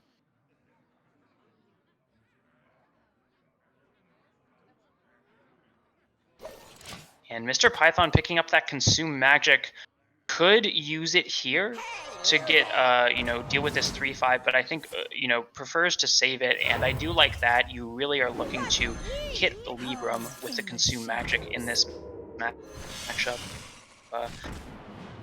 You can probably afford to take some damage from the 3-5 here. And the philosophy there from Mr. Python, that's going to be instantly useful to go ahead and duplicate that Artificer.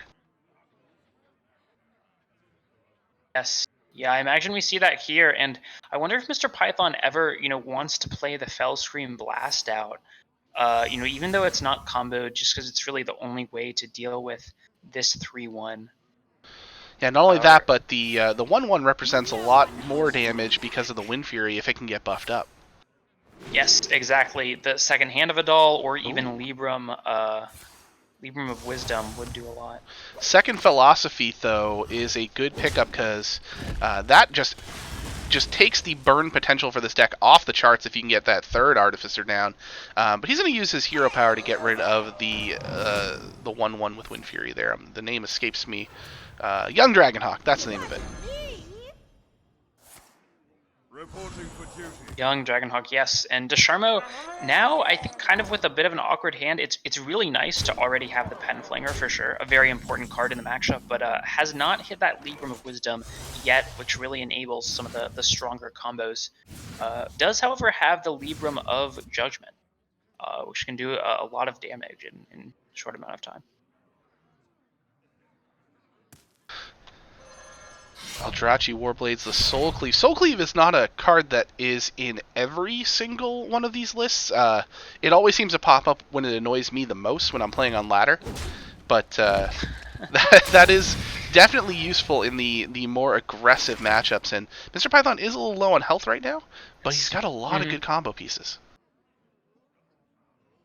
Yeah, I mean, just having the Skull on 5 is exactly what you want. But now Desharmo picking up both pen flingers, I'm wondering credence to trying to go in on the pen flingers with the coin, but instead just getting this Libram of Judgment. I think DeSharmo smells blood in the water here, and it's just going to say, I'm going to equip my 5/3 weapon. If you don't have ooze, you can't deal with it, and force Mr. Python to use some of his combo pieces here to heal instead. Yeah, this is definitely emergency time here where you need to heal. Can get quite a bit down with that Felt Scream, though. I know there's a way. Yep, we'll see here a lot of different options. The Soul Cleave, the I-Beam. I think, Fell Scream Blast would make a lot of sense here. See what Mr. Python chooses to go with. He's going to kind of go with a half Okay. measure there. Picks up the Yeah. Il'gynoth with the skull. Wow. And another combo piece with the Oh, Og Merchant. You can use the aura to clear the board. The Immolation aura makes sense here. I mean, if he doesn't want to, if he wants to leave minions up, but he's got 3 Moargs in hand. He doesn't need opponent board in order to do a combo here. No, I like Aura, yeah. And this way, you deal with the board completely, and you get to save your Soul Cleave to combo with Ilgi down the line. Just having anything that's 0 mana that you can save for your OTK turn is very strong. It should also be noted, though, he is 1 turn away, because he's going to need 8 mana as it stands in order to rip off all 3 Moargs, I should say, plus Fellscreen, plus Il'gynoth. True. So this turn, and Ethereal, by the way, why not add more damage to it? So he's still got to stay alive 1 more turn here, and I-Beam off the top is clutch. Well, he's doing the math. Does he have? Wait, does he have enough with I-Beam plus weapon? Maybe, or I think he. I haven't done the math, and Yeah. I mean, he swung last turn with his weapon, so maybe. Oh, he doesn't need all 3 Moargs. He's going for it, so. He had exact lethal. Wow. Okay. So he could have. I mean, he could have had a little bit more. Obviously, he that could have was Fellscreen actually blasted it, as right? well. But yeah, this is just such a tough deck to navigate, and you did so well there. That's, and Donda, maybe you play the deck more than I do. I'm not too well versed in OTK Demon Hunter, but you don't really see that the deck has the capability to get these early, turn 7 kills, but you don't see it very often. I'm sure it's No. not something that DeSharmo was expecting. So, I mean, I think that shows Mr. Python counted pretty quickly there and just started playing the Il'gynoth. I think he's played this deck a decent amount. I would Knows say he what to probably look for, has. knows how to count the damage, and it's very quick game 1. Yeah, very high legend player, 8-0 in Hero. So like, not discounting DeSharmo in any way. Mr. Python is very well versed in this deck, I would imagine. Determined to win this. He is 8-0. And now, of course, this is Hero Series, so in LHS, Mr. Python is going to stay on the deck that he won with, so sticking with the Demon Hunter. DeSharmo, it seems, has switched to Res Priest to counter it. I think the Priest is favored, but only slightly. But Elucia changes that a lot. That really is Yes. the key card in this matchup.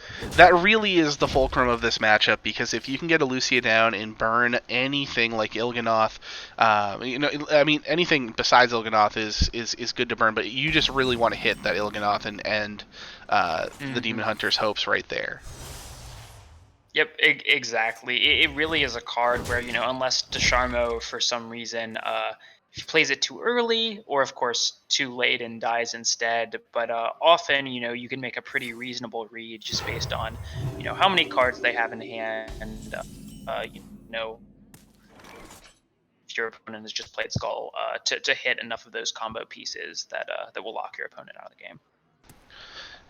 Illidari studies off the top there from Mr. Python, a very, very key card for this deck, allowing for a lot of stuff that you don't know what you need a lot of the time, but you just kind of pick it up on an as-needed basis. So he's going to hold on to it until there's a more clear situation to use, but he's got both skulls that go down on the left side of the hand again.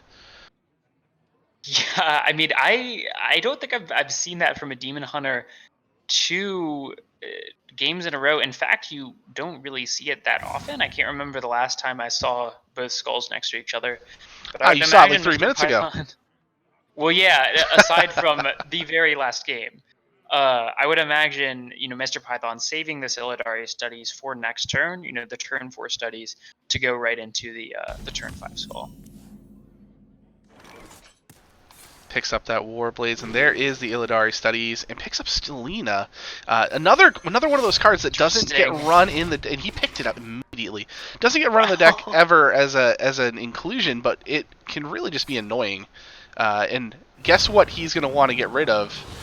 It's that Elucia over there. That Elucia, which seems like Desharmo's mousing over here. You definitely don't want to play it this turn. Oh God, no! That'd be. Why would you play it now? It'd be way too early. No, I think Desharmo's just seeing, picking up the Kartut, I think not exactly what you want here, because he is going to have to use the coin to get it out. Most of the other minions in deck would have been playable immediately off of that insight. Now Stelina is getting further buried in the hand, so she's not usable anytime soon again until we clear off most of that other side of the hand. However, the guarantee is not obviously that you're going to get Elucia 100% of the time, because it's only 3 cards to choose from. So if ideally you're hoping for the priest to have a smaller hand, which I know is really a bit of a pipe dream because it's not a class that lacks for cards most of the time. Really, just Res Priest generally plays about 1 card a turn, sometimes 2. It depends though. We'll see. You know what? Just Illidari Studies into Glide. How hard can it be? Of course. Yeah. I laugh nervously because the exact thing happened to me a couple days ago, and I was very upset, and I forgot Glide existed, and it's not an option here. But Consume Magic is. Consume Magic, pretty nice pickup, getting rid of that Grave Rune. Of course, Desharmo now, assuming that the Kartut does die, will be able to bring it back with Psychopomp. But nice pickup there for sure. Double Jump grabs the I-Beam just to get rid of the Kartut, and he'll play that Raging Fell Screamer behind it, now making the next use of the Moarg a free one. Wow, and I mean, is this the point now where Desharmo feels like he has to play Elucia? You've seen your opponents already played a Skull, they've played Fell Screamer, seemingly setting up for a combo turn next turn. We can see that Mr. Python doesn't have Il'gynoth in hand, but I wonder if Desharmo will want to just play Elucia anyways here. It is kind of like a pseudo bluff to an extent there, but no, Desharmo not fooled by it at all. Desharmo instantly playing the Psychopomp, absolutely no hesitation. No credence given. So sure, I mean, we can see from Mr. Python's hand, he has no way to kill his opponent next turn, so this is going to work out. Interesting to see the Hysteria afterwards. Picks up the Immolation Aura. Ethereal Augmerchant, a little bit more flexible in its use now because you have 3 Moargs in hand, so you don't, you've got more than enough. And the second Ethereal Augmerchant, and there's Il'gynoth, and we are 1 turn away from sadness for Desharmo for the 2nd straight game. Yeah. And I mean, at this point, I think Desharmo has to recognize, he knows. You've seen both Skulls played. This is the time to Elucia. That is right on the money, and he is going to go ahead and throw that Il'gynoth down as fast as possible. Exactly. Don't waste any time. Don't leave it to the rope where you're figuring out what to play. And that's it. Yeah. That's just going to be the game. That is usually how that goes. Elucia just ends it right there, and we are now in a 1-1 tie. Yep. As these LHS matches often go, I think I said at the beginning of that, Res Priest, not really a hard counter to this deck, but still a counter nonetheless. And of course, getting the Elucia just locks that up. So now it'll be up to Mr. Python to figure out what to queue into the Res Priest. He's got either Priest, his own Priest, or Warrior. Yeah, are we going to get to see another Priest mirror here? It's very possible. And we're going to see in just a few seconds. Gone with the Warrior instead. Versus Anduin. The light shall bring victory. Victory! And this looks to be Enrage Warrior Actually, or I wonder if this is maybe an ETC Enraged Warrior. Yeah, sometimes they hybrid a little bit. Yeah. There's also, I think last week or 2 weeks ago we saw Always Just in Time bring the ETC Enraged Warrior with bombs in deck, sort of a triple hybrid there, which is a deck that other people have played as well. However, this looks to be fairly standard from Mr. Python, and Enraged Warrior I don't think has a very good matchup against Res Priest. Palmer ready for Desharmo. Whispers of Evil, Initiation, Shadowward Ruin. Shadowward Ruin probably not that useful here, considering if the minions are large enough that you can use it, you're just dead anyway, because they don't get played until they're ready to smash you in the face. So Initiation, an interesting pick. One of the few situations where it might actually be useful. It definitely is. Of course, I think Desharmo has no idea what warrior Mr. Python is exactly when he made that pick. Now has a much better idea with the Warmaul Challenger coming down. But at the same time, there's really not too many warriors that... I mean, like, if you run Rattlegore and you Shadowward Ruin it, thanks, it takes off 1 damage. That's not that big a deal. So I don't really know if there were too many situations in any warrior deck that you'd really want to have Shadowward Ruin. Yeah. Yeah, that's a good point. And, okay, Desharmo, yeah, we're just going to see the Bone Wraith be instantly played because, he didn't actually have a good play there. Initiation, of course, would not have killed, and Psychopomp does not bring anything back, but very, very fortunate top deck for Desharmo here, getting a playable card online. And the second Warmaul Challenger will clean up the back half of that Bone Wraith. We see Nitro Boost Poison come into hand. It's not run in every Enraged Warrior, but not a bad inclusion here. Of course, Mr. Python is already has the Sword Eater in hand, so he will have a good target for it. I do find that I like the Nitro Boost Poison. Aside from being a potent card, it's very flexible. If you need a slightly bigger weapon to clear a taunt that's in the way of your finisher, that is usually more than enough to get it out of the way. So I do like the Nitro Boost inclusion in this deck. Makes sense. Also synergizes with Cutting Class, which is Reaper Sight, which is nice. Yes. And now, so Desharmo choosing to go for the Kartut instead. I think he'd rather have Psychopomp hit Kartut than the Bone Wraith, so makes a lot of sense to play it out here. And Mr. Python continues to churn through that deck with the Nitro Boost onto the weapon into Cutting Class. Still has the coin, too, which is interesting of note, too. We don't know if there's Grom in this deck. But if Grom is in this deck with coin, you can duplicate a Grom that you otherwise would not be able to. And against Priest, that is sometimes the only way to win, is to really, really just lean into a humongous Grom that's duplicated.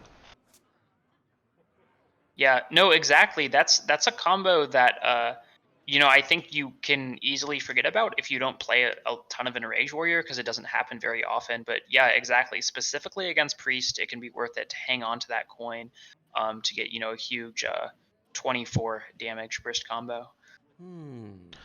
And we also see Mr. Python's got that Lord Barrow Risky Skipper combo in hand too. And yes, Desharmo is running a deck that can continually generate threats, but that is always a good way to shut some down. Though at the moment, Mr. Python looking just to try and win through tempo, as he's got 10 damage worth on the board, plus the 5 damage weapon is already putting Desharmo in a rough spot. Right, he has, but of course Desharmo has the Hysteria here. And I think he's just trying to do the math, figure out, is this 4-8 actually going to full clear? And by playing the first, I don't know exactly how it would have matched up earlier, but I'm not sure how good that breath was. But leaving your opponent with only the 4-2 is definitely a solid outcome. I'm wondering, is this a Bomb Wrangler turn with Risky Skipper, or do you just use the Bomb Wrangler by itself? I kind of liked going for the Skipper with it. I feel like you just need all the help you can get at this point, because if you let the game go on for too long, the Res Priest is just going to generate too many threats. Speaking of threats, there is a Kartut defender back again from the dead. Yeah, DeSharmo, I think you'd want to go for the second Psychopomp or Grave Room. We saw Mouse over that initiation, but yeah, gonna put a lot on board here. I was gonna say Grave Rune seemed like just a fine play right there, because Kartut's the target that you want to hit with it anyway. Yeah. Yeah, I would agree with that. I think there was a lot of merit to Grave Rune, but DeSharmo going for the second Psychopomp instead. Now, I think now this is the turn we'll see Skipper come down from Mr. Python. Yeah, it almost certainly has to. I would actually be kind of surprised if we didn't see him try to get a little bit more value out of the Bomb Wrangler first. So maybe instead of just playing like Skipper straight into Barov, you go like Skipper Sky Raider. Yeah, after you trade in here, and then use Barov when you're already down to 1 health on the Bomb Wrangler anyway. He might not even use Barov if he wants to try to just brute force his way Sure, through this. could do that too. Could save it.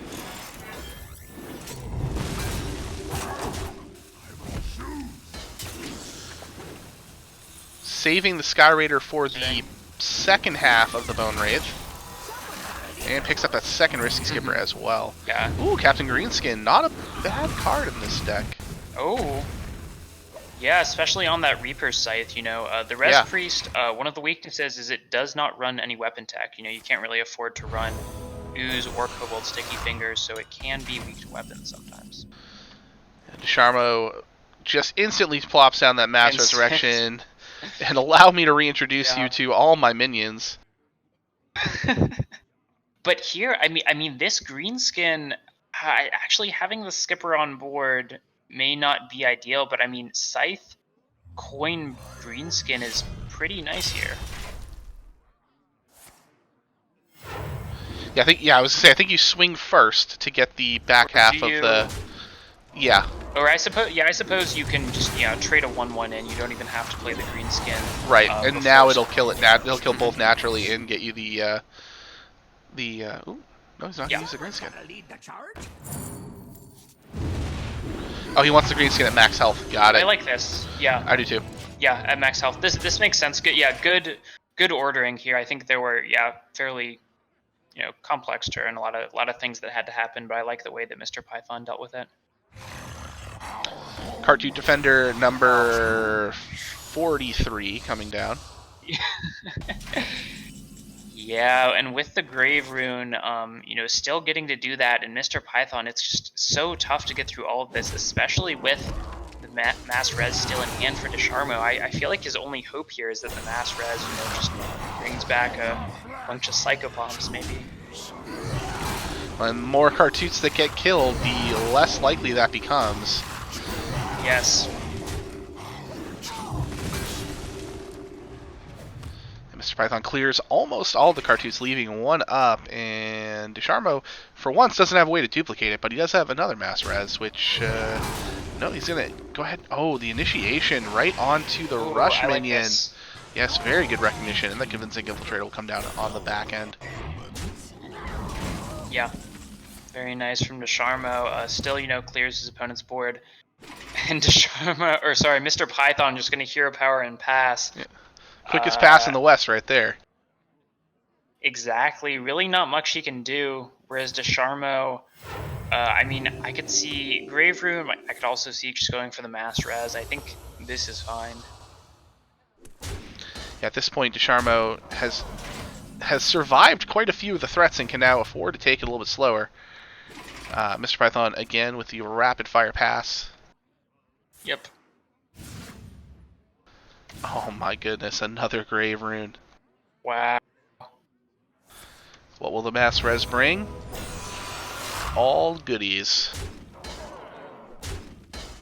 Yep, all strong minions, no Psychopomps, which is really all DeSharmo was hoping for here. And I think at this point, is Mr. Python just trying to bide his time for that Risky Skipper Lord Barov combo, try to suck in as much as he can on DeSharmo's end? Well, there's a Plague of Death too. Definitely not getting played. Not the best time to Plague of Death, I'll say. No, I would imagine it is not. Yeah, it seems Mr. Python, waiting on that turn, maybe hoping Desharma will play yet another minion, but, not only can he not do that, he doesn't have any minions in hand, I don't think Desharma would want to overextend. Not quite what was planned. Or maybe he would have liked to play that Grave Rune. I mean, I don't mind holding it back at this point because at this point in the game, you're in no way, shape, or form a threat of dying, and there's no real way. You know what your opponent's deck is. You know he needs to charge and hit you in the face, and there's just no way for him to do that with your wall. So there's no reason to overcommit. I definitely like the hold back here. And yeah, Mr. Python now going for the bear off turn. One of his minions is gonna die, but Desharma's also gonna get, these 2 5/8s. Right. Here. There's just really no good way. Mr. Python, I think, is just gonna go for the Armor Smith, right? And then maybe hope that he can get a burst combo with Ooh, big hit on the bomb. later. Yeah. Hysteria. Not so okay. So we're at the point where Mr. Python's done a lot of damage to Desharma's board, gotten rid of a lot of stuff. I didn't say do a lot of damage to his face, but now that Grave Rune is going to make that Blood Boil Brute even more immortal. But Mr. Python has an actual opening here. There's a Bloodsworn in hand. He's got an Inner Rage in hand. He's got a way to get through if he can just get the combo pieces. If he still had his coin, I would say that he was very close to ending the game with the Grom draw, but doesn't have the coin anymore, and we don't see the Grom in hand yet. Well, he's down to 5 cards, and I have to imagine one of those is a Kor'kron, if not 2. Some decks run 1, some decks run 2. So that is bad luck insofar as now we've seen. All this card draw. He's using Nitro Boost. There's probably a second Shield of Honor, second Battle Rage in deck. There's a Kor'kron. So I'm trying to think of what the remaining 4 cards could be. Second Bloodsworn. Right. Maybe second. Have we seen both Nitro Boosts, or do we think? We've seen 1 Nitro Boost. We've seen 1 Shield of Honor. We've seen 1 Battle Rage.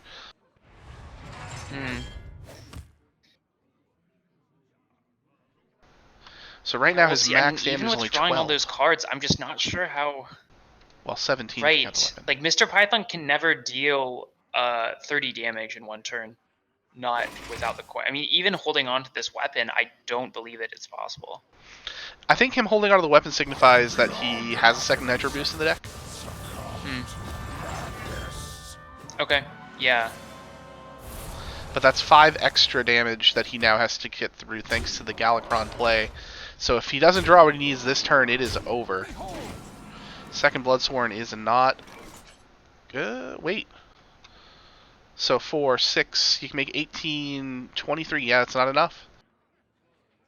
Not enough here, and no. I mean, Mr. Python can survive technically, but he'd have to use his second Inner Rage. Yeah, at that point, then you've thrown away your win condition just to survive, and you're staring down an opponent who's not running out of gas anytime soon. So just seeing the concede, and I'm a little bit surprised to see the Warrior counter queue in this situation, because Enraged Warrior does pretty poorly against Res Priest, and instead now Mr. Python is going to be on his Priest, which you would imagine is probably around 50-50. So it was interesting to see that queue, but we've got, and just looking at these cards in hand, we see the Apotheosis, so I guess it's not a Res Priest, but I think generally, a Highlander Priest is actually favored against Res, or a Control Priest. So I hope our viewers are fans of the Priest Mirror, because second one tonight, which could start to get a little nutty. Yeah. Yep. So it won't be a Control Priest Mirror, though, because Desharma will be on Resurrect. Which, yeah, generally the Control Priest or the Highlander is favored in this matchup. But, I mean, maybe Mr. Python has his deck built differently. I feel like there must be a reason why he didn't queue it instead of the Enraged Warrior. Well, it's not a Highlander, as we can now tell with the Double Renew in hand. Yeah.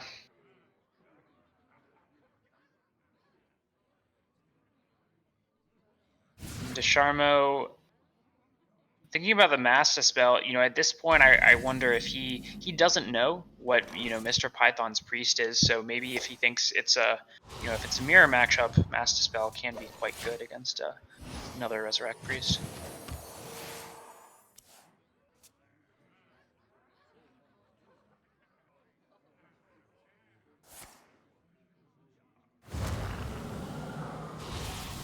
Insight will draw the Vargoth, so cheap Vargoth can work to your advantage here with this deck, as you can combo it with spells that you otherwise would have to wait quite a long time in order to do.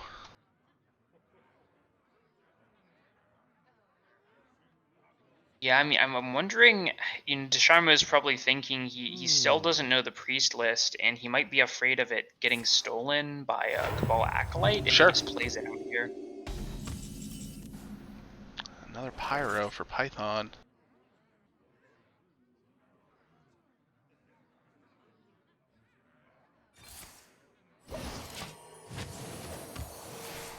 And we see Just the a lot of Battle of a Healing. lot of hero power passing, Yes. as you often see in the priest mirrors.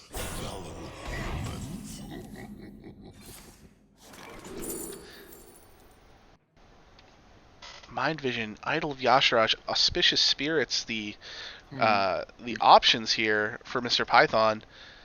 Again, we have to wonder, is Idol of Yasharaj a pick, or is it just Auspicious Spirits here? I mean, I don't know if Mind Vision, you know what your opponent's running. Yeah, you're not getting much out of the Mind Vision. I think the Idol is fine. I think it's between that and Auspicious Spirits. The thing is, his hand right now, he wouldn't have anything in his hand that could have corrupted Auspicious Spirits. Correct. Well, yes. Well, now. Now. Yeah, so the Idol pick, I think, makes sense. But at the same time, you don't want to play it now because of that Convincing Infiltrator will just go ahead and rip through whatever it pops out anyway. So we're going to finally see the use of the Sethekk Veilweaver here, and Shadow Madness. Shadow Madness is an Huge interesting card against Res and Priest. Silence. Two great generated cards. Ow. So I mean, here though, how exactly does Mr. Python navigate this? He can definitely throw out a silence, but he can't kill off either of these minions, really. I guess unless he also uses Breath of the Infinite. Looks like that's what he's going to do. Shadow Madness Okay. takes the Cartoot and makes it so that it does not die into Desharmo's pool. Sure. And also protects his Veilweaver. And getting the renew And off. an Embalming Ritual on top of it. Another Wow. silence. And he has another. Okay, you He's definitely gotta- want to save that silence though. I see he's got to play a card, though, to clear space in hand. Yeah. And a Psyche Wow. Split. Oh my goodness. He's turning into that priest from the last meta that just duplicated its cards and, like, tempoed you. Does Wow, he try to get Idol of really Yasharaj strong down? turn, showing the power of Sethekk Veilweaver.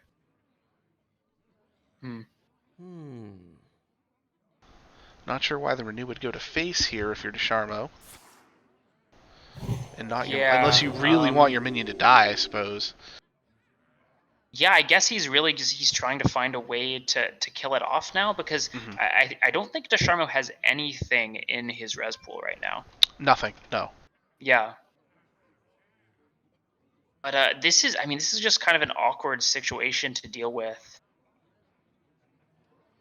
You definitely need to deal with the Sethekk, but there isn't much. I mean, is there consideration? I guess at this point we've already played the renews, but just like Vargoth plus Holy Nova could be a full clear. And he takes Lots of this his is- Cartoon okay. back in Breath of the Infinite himself. So now he gets both minions into the res pool, and this is just the type of stuff you can see when you play against a priest. That was nicely played for Desharmo. I definitely didn't see that play immediately. Oh but, my. Yeah. A 10-10 Veilweaver, and it's got Embalming. Oh my god. If that gets Psyche Split, that is just... Well, never mind, it's Master Spell. Wow. all of these, I'm telling you, Donde, the priest mirrors, it's just all about the swing turns. Do I need to Saw bring Mr. back the Python card have the counter swing again? turn with Sethic. This, you might. You might. I mean, it's just every single turn, players are, generating insane value, trying to swing the game back in their favor. As the decks get low, I might pop the card counter back up on screen. But right now, we're still over Yeah. half of each player's deck, so there's plenty of games to be played here. This is game 4, and Yeah. we're probably going to be here for at least another 20 minutes, I would imagine. Then we're going to see that Psyche split come down on the Sethik Veil Weaver Could anyway. imagine here.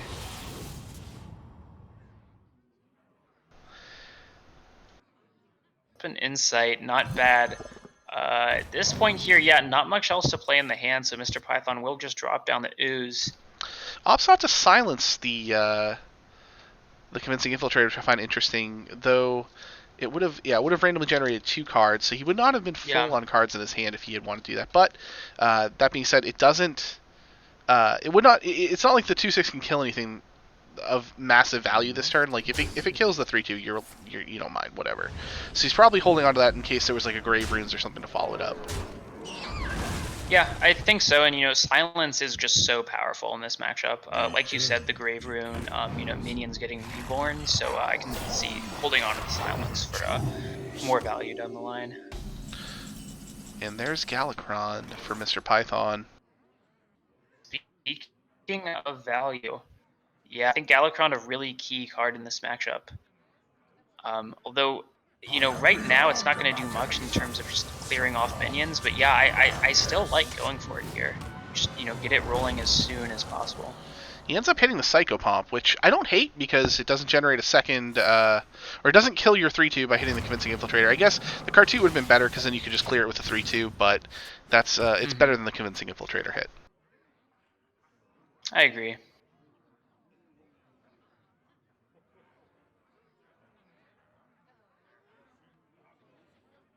Sharma here, I think, once again does not know his opponent's deck, but is going to want to tread the line of making sure he pressures enough each turn, but doesn't play into, something like a Plague of Death. Right. Just going for the Grave Rune and the Amit here.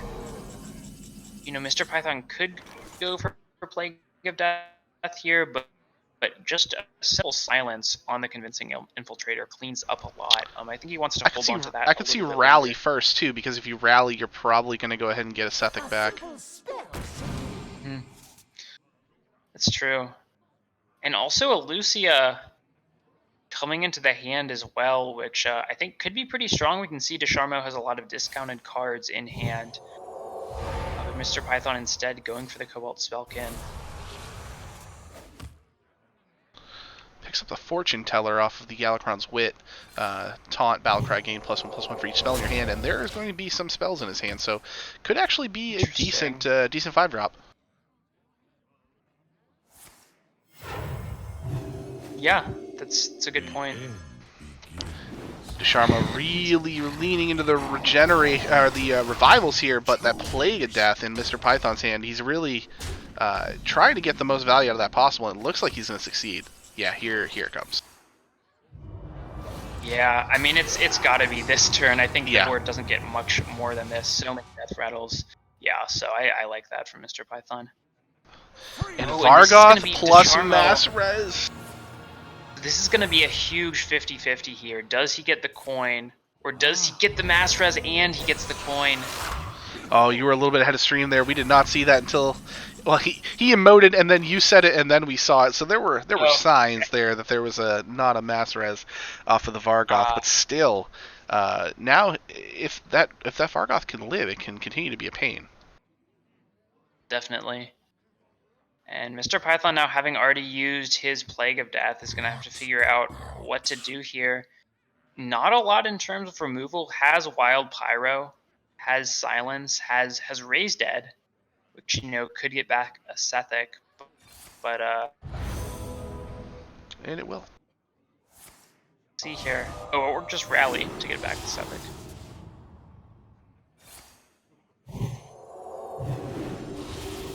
And I just got kicked from spectating. That's because I don't think they like you. That's probably why. I'm just kidding. The game is still going here. We are seeing a Sethic turn at the moment. And we're going to finish up with a Wave of Apathy and a Swamp Ooze. So we saw Sethic and Swamp Ooze come back as part of the Raised Dead.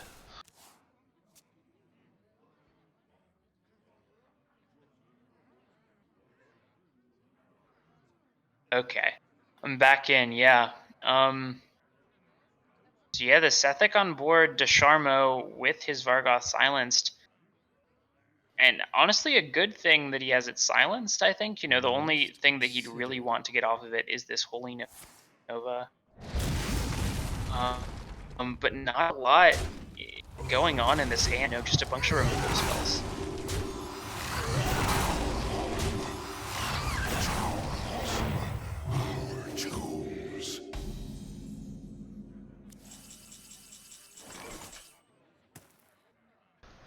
Yeah, this is a matchup we knew would be slow-paced, and the more patient Priest player will probably be the one that prevails. However, Mr. Python has survived quite a bit of Desharmo's way to generate cards. Like, at this point, one Master Res has already been played. Most of the minions have already been played. Two Convincing of the It's basically a Card 2 Defender in deck.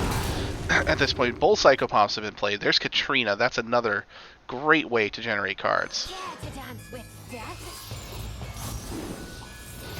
And an Amet will pop out. That's, all in all, probably one of the less impactful ones, I guess you would say. Yeah. Not quite. You know, I think maybe getting another Infiltrator or another Card 2 is what you want for more value, especially because Desharmo doesn't have any minions in hand to back that up. But still putting stats on the board, and now it'll be up to Mr. Python to see. He's still got a full hand, still has a lot of options on how to deal with this. I'm gonna start with the hero power.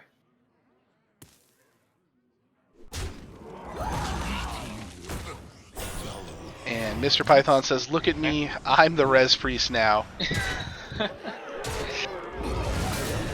Well structured turn there. Exactly.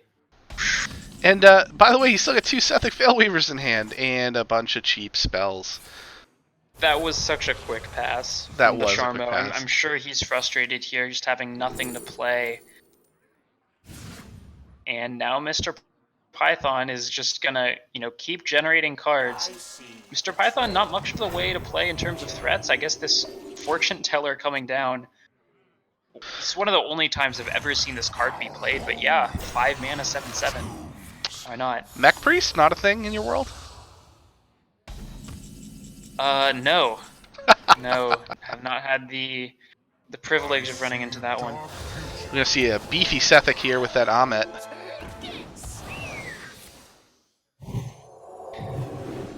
Mr. Python, I mean, how many cards do you think he's generated off of these Sethics all game?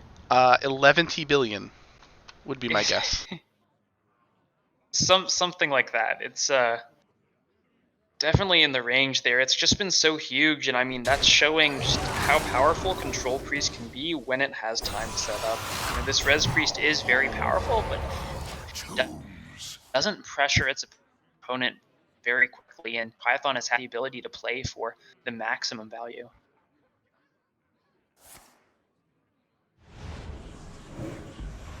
Hysteria comes down on the Sethic, which will get rid of it eventually, but it still hits every card 2 for it went around the world. It hit every minion on the board before it died, which was not ideal for Desharmo, but it did at least hit both of Mr. Python's minions. Yeah. And I mean, Donda, you may want to get that I was key counter up if just you don't already have it. I was just going to it, as I was like, they're both at 7 cards. And I mean, they're getting close here. I think Mr. Python still has the edge, but Mr. Python, he's not doing a ton in terms of getting big impactful minions on the board each turn. He's still being pretty responsive. So I think we might be in this one for the long haul. What I want to know at this point is, with Mr. Python's hand, he's obviously got a huge card advantage. and you have a general idea of what's in Desharmo's deck to this point, to the end of the game here. Is there ever a spot where you want to Elucia? I don't know if there's anything that he would ever really want to take from Desharmo and give him the hand that he's got right now.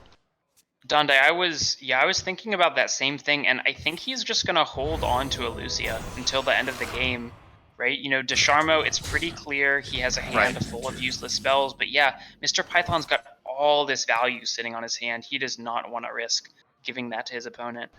And a double Psychopomp off the res is just really, really poor. Probably can see this. Yeah, this Murazon for res of your own. Yeah.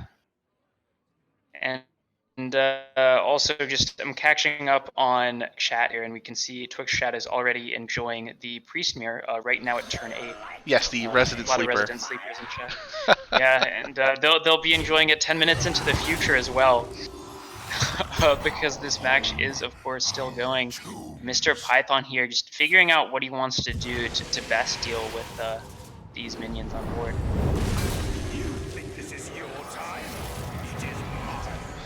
And there's that Murazon with the mass res.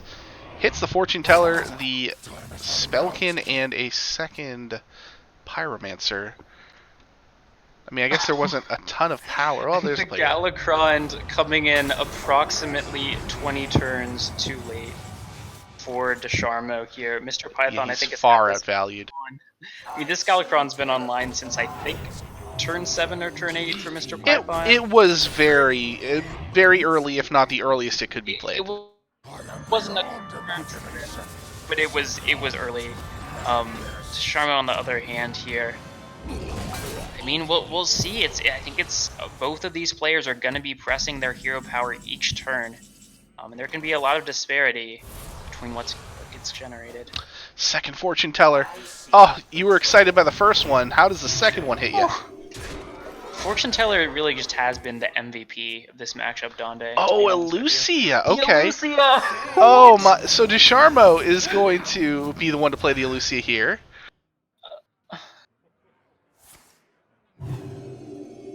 Wow. I mean, what do you... Probably don't want to Elucia back. No, and I mean, if you play all the stuff like Veil Weavers, but anything you play to generate cards would just give him those cards back. However, this is the right play. This actually evens things up quite a bit. I mean, at this point now, Mr. Python is actually behind on fatigue. Only 2 cards... Or no, sorry. Elucia has been played. So no, Mr. Python is still ahead with 4 cards in the deck compared to Desharmo's 2. It's just flipped for this turn. I tell you what, like this makes it very difficult for me to manually card track the card track. Yeah, maybe take a break for this turn. Of course, we could still see another Elucia in the game. Mr. Python still having one in his hand. Mr. Python remembering what was in his hand before the Elucia, He so that doesn't. his no, you He didn't. doesn't want to give his opponent the breath, right? Yeah, you wanted to guess incorrectly intentionally. That This Wow, game is okay, so too mind much- bending. It just too much doesn't make is any more happening in sense. this game. And Desharmo is in fact down to 1 card. And that 1 card, second copy of Bone Wraith would be my guess. Brightwing, more value I for would Mr. Python. imagine sometimes they only run 1 copy of Bone Wraith, so we'll see. Oh, the Black The Knight. tech card du jour from 2018. Oh, it's the Insight. So nothing still from Desharmo, really. He's going to have to rely on his hero power. Oh, he's gonna Ooh. Breath of Infinite Okay. plus the 5. Yeah, he's gonna get himself a Water Bearer.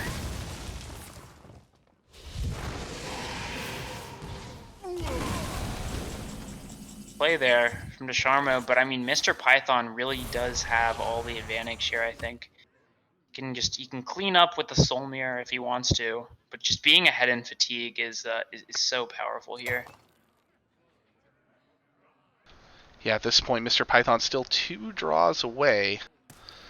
I don't see a reason to not Mind Flayer here. That's a pretty good card to hit, especially as fatigue starts to I like become the more mind of a flare. concern. Yeah, Your mind is not Yeah, it's Sure. you know, Soul Mirror would full clear, but you know, knowing your opponent's gonna generate more minions, I like waiting on the value here. Okay, come closer. that's a good pickup. unbelievable. That's a good one. This game, this doesn't make any sense. Oh, but hitting with the Sandhoof Water Barrier, it healed itself instead of healing Desharmo's face, which is going to continue to be a problem. Mr. Python now, yeah, I do think you Soul Mirror now. I guess he could have chosen to go for the breath first.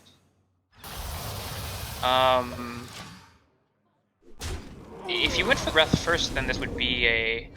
Actually, I suppose it doesn't matter. It just heals itself. So never mind. It gets the full clear. Skeletal Dragon usually would be a very nice pickup and does generate another minion, but the Black Knight here from Mr. Python. Just absolutely the perfect answer. Wow. And Onyx Mage Scribe, though, so we're probably going to see. Well, Yeah? I mean, it'll generate some cards. Let's see what Desharmo gets here. Mass Dispel and Insight. more insight. Oh Last no. card. That's. Yeah. Wow. Well then. Yeah. Here we are, going into Game 5 for the second series in a row. It's crazy. Will not be a Priest Mirror this time, though. Desharmo is going to be forced to go off of his Priest and go onto his Rogue instead. And, you know, I have to question, though, you know, now, of course, you know, we don't know who's going to win this series yet, but Rogue is typically favored against Priest. Right. Whereas, you know, if Mr. Python had queued this Priest as a counter queue to Desharmo's Priest, instead of his Enraged Warrior, he would then have, if his Priest lost, he would have his Enraged Warrior in the back pocket. Generally favored against Rogue. But we'll see what happens here. And we will go into Game 5, the best words in all of Hearthstone. And Desharmo, man of fine taste with the Night Slayer Valir avatar. I do appreciate. I like it. I like it. Looks to be, you know, I imagine this is World Kick Rogue. There's a chance it could be secret, but the flick in hand, I think, you know, it's not. You might want something a little bit more aggressive against Priest. Probably not exactly the matchup that you want it for, but still can come in handy. And of course, is a 4-attack minion. I think he's just dying to go ahead and flick off every Sethek Veilweaver in existence. After last game. Probably so. That's going to be a kill on sight for Desharmo after seeing what happened. Mr. Python did take a Circus Amalgam there off of that Draconic Studies on turn 1. There was a Dragon Queen Alexstrasza, a few cards in there that were in the Twin Tyrant, I believe, was the other card. Just really late game cards, which you're not too concerned, because if you're the Priest and you've made it to like turn 10, then you're in pretty darn good shape against Rogue. So Mr. Python thinking more early game is better, but Desharmo's hand is very slow right now. It is very slow, but there is a lot of value here. I'm actually, you know, I was a little bit surprised to see Desharmo just hero power and save the coin here, but looks like he is playing for the value game. He'll just have the clean Foxy plus Miscreant without using the coin. And a double Titanic Lackey too. Not sure if that's really the Lackey you're looking for in this matchup. You know, Priest isn't going to be overly aggressive. You probably would rather something like a Spell Lackey, I would imagine, or even a Witchy, which, you know, Lackey. If it's me, that's just 100%.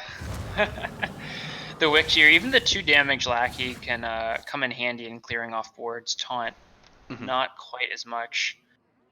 Now, Mr. Python picking up the Elucia, you know, don't think he'll get played now, but having Elucia at 1 mana is very nice because it allows you to play more of your opponent's cards after you play it. You know, some of you may remember Elucia used to be only 2 mana also. Put that out of my mind. that was a lot of. Yeah. Oh, and the Krasnov. Okay. Very nice not pickup bad. here. Not only does it cleanly deal with the minion, but yeah, also buffing his weapon here. Very nice pickup here, and the 5/5 with a Divine Shield. Also what you want to see, Mr. Python with no direct answer in hand, like a Shadow Word Death. Barov is also a great case for why you'd really want to see those Witchy Lackeys, because the 2/1 5-drop, not great, but you can turn that into a 6-drop, and that's pretty fantastic. So the Titanic Lackeys continue to be a bit of a brick, and I would imagine are mostly just going to be like combo activators for Desharmo for this game here. Oh, we're going to see Lucian now. Did not really expect that, but I guess Mr. No. Python feels like he's under so much pressure here, and does have. Does he? Yeah, World. I was going to say. What is it? He's Poor plan. he might have been thinking like I got to burn the secret passage, but no, he just wants to go ahead and No. get a little bit of taunt here. I think this makes sense. Now, Desharmo here, 2 Raised Deads in hand. I think he might be thinking if he wants to get a Jandis back and play it, but Yeah. I mean, is it even good here to go for the Raised Dead, knowing you'll guaranteed give your opponent value? Or maybe you just play it now. It's really tricky when you think about it, your opponent's minions versus your minions, and also you have to weigh in the cost of just taking the 3 damage if you want to play this Raised Dead. Yeah, let's say you maybe start with it and see what you get. Oh, Krasnov and Barov. So there's Barov for Okay. sure. And the Earth Elemental! Another rush with the rush. Wow. The only downside is that Rush is going to die because there's no way he didn't make the non-illusion minion a 7/8 with taunt. But wow. And the hands will swap That's back crazy. now. And now Mr. Python 1 turn off of playing that Soul Mirror, and he once again really has no way. I think you just you start by renew on your face here, try to pick up an answer to the 7/8. None of those are an answer. I mean, Soul Mirror will be able to take care of it next turn, especially if you smite it this turn. Right. Yeah. I'm thinking about if you do that, or maybe you just want to Breath of the Infinite this turn instead, clear up some of these other minions. That's probably Well, yeah, because that way the Soul yeah. Mirror next turn also kills the 5/5, which it would not do otherwise. Right. So yeah, I like this. In the meantime, though, Now still going to take a Desharmo, lot of damage. Looks like a pretty clean passage turn. Yeah. Okay. I like playing the Foxy Fraud first. We can see it. It does play into Soul Mirror, but the thing is, you're usually guaranteed to hit at least 1 combo card when So you play Foxy. I thought for sure he would use the Wand Thief immediately. Okay, interesting. Since at this point you're Yeah. looking for that little extra oomph. I mean, I guess there's no downside to playing it next turn instead. Other than you don't know what card you're going to get off it, so it makes it a little bit harder to plan. But like right here, you don't want to play this questing adventure because Soul Mirror's in hand. It's just going to Right. die. Exactly. I mean, do you just step the Pharaoh Cat here? Maybe just say, okay, let's just get some more value. We're Yeah, that's going what he's into the doing. Soul Mirror turn. Yeah. Yeah. Yeah. Okay. Wow. the Double Restless Mummy. Okay. the double Restless Mummy. I We're don't play. don't like doing that. So this is just, it's worse against Soul Mirror, and then it means, so it thins out our deck, sort of. It means we'll draw another card instead of Prize Plunderer later in the game. But I'm not sure if that's So exactly what you want. Soul Mirror no longer needs to be played because Hysteria can be played on the 7/6 instead. That's true. Yeah, that's true. And depending on the ordering, this could be a full clear. I mean, it's a full clear because you can Holy Smite down whatever else you. Oh, yeah. Yeah. He's Wow. just. I liked using the Hysteria first though because there was always a chance that it could have. That you don't need the Yeah, that you didn't Smite. need to use the Holy Smite. Yeah, that's exactly right. Yeah, but you know, Mr. Python using it anyways, getting the full clear, and now Desharmo look for another passage, and I think hope that it's better than the one he had last turn or last turn. Oh boy, this is going to be sad times for the Soul Mirror. Oh, man. That's a tough situation. You know, I almost wonder if you want to just swindle plus miscreant instead. Because depending on what you get from swindle, you often can't get this questing very high. Right, and as we saw, it just didn't go anywhere this turn. Yeah. And now, well, Mr. Python, though, let's see Oh, are we getting a disconnect? exactly. It looks like it. Not sure on whose side that is. But Mr. Python, I think Soul Mirror is the only And definite option. Or sorry, he also has Krastenov in hand, right? yeah, Krastenov So in that's hand. just, Yeah, that's an easy clear. yeah, Krastenov can very easily, and I mean at this point it's just a 4/4 rush for you because you don't possess weapons. There's no situation where you're going to need it for a weapon buff. It's like he's choosing to heal his face instead of the minion. I think that's showing how much he respects the rogue's burst ability. For sure. He could have Titanic Lackeyed it if he had wanted to, but Brain Freeze would have dealt. Wait, Brain Freeze isn't going to deal with it because it's the first. It's just going to freeze it. Oh, there's a Interesting. puzzle box. What's in the box? Okay, I don't think I would have led with that, but I mean, I guess this works out. Well, now this with is the fine. Edwin. This is fine. I mean, Edwin's going to die to the Soul Mirror, but overall the turn for Desharmo felt pretty good there.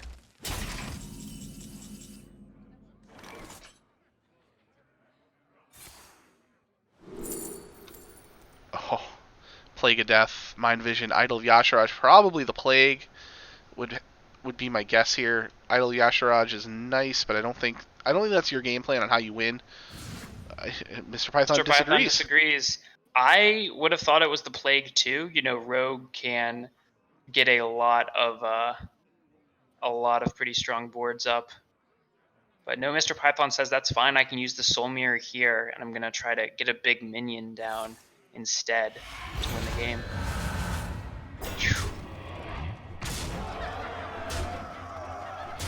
And that will leave 2 minions up, but they'll be cleaned up by this Pyro plus heal.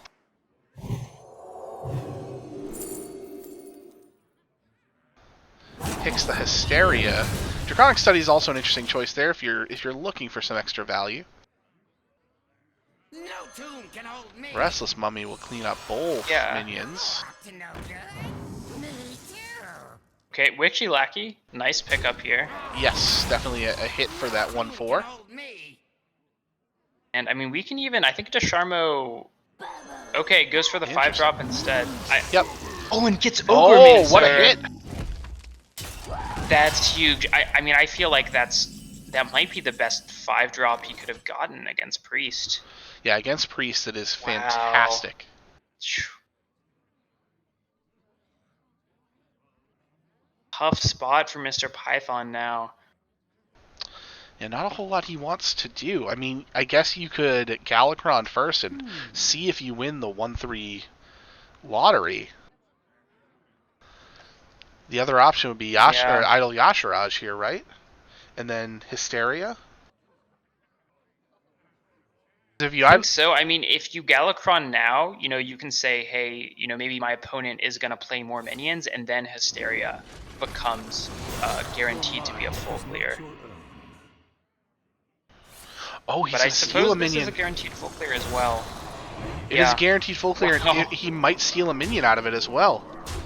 He Yeah, will steal a depends minion. on how these hits go. Wow. Okay, he didn't steal the one that he would prefer, but still, quite the swing turn. That Idol of Yasharaj paying off immediately.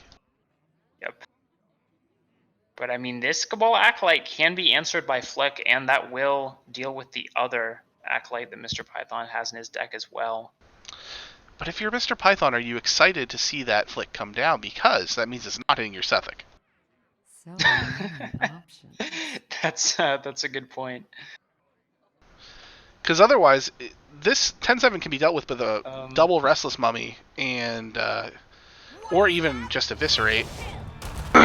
Never mind. Gonna Yeah. flick it. I think it's either Flick or Mummy. I think Eviscerate is too important as Burst to use here. But Desharmo, okay, getting the I mean, full Desharmo has another burst in his hand in the form of Puzzle Box. That's true.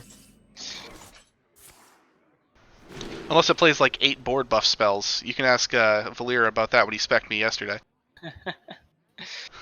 Cleared the board with the Yeah. first spell, then played 8 board buff spells, and I was like, really? I might be Mr. Python, exaggerating that slightly. Titanic Lackey really coming in clutch here because Mr. Python is I think losing control of this game a little bit here. You know, running out of cards in hand, whereas the Rogue just continuously generates value. And we'll see the And the Swindle Thalnos draw. a very Ooh. nice roll. Wand Thief. Frostbolt. Conjurer's Call. Oh. So now here's the question. Do you use the Frostbolt to give you more Man. reach? Do you Conjurer's Calling maybe your Flick? Wait, is this? So Conjurer's Calling is, I think, 1 damage off.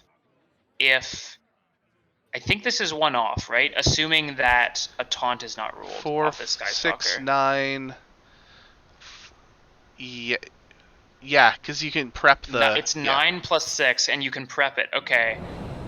Don't know if I agree with the Abyss here, but I assume Desharmo is trying to conjure his Flick instead. Yeah. Can hold me. Too soon.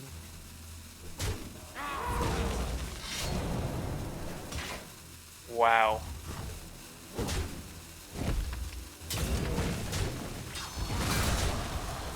What will We're he gonna roll? see the conch come down.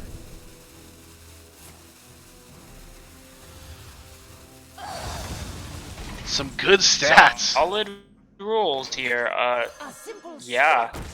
Polar Fist Ogre So- making an appearance. So we send off Jiraxis in Series 1, Classic Jiraxis, and we send off Ogre here in Game 5 of the second series. Yeah.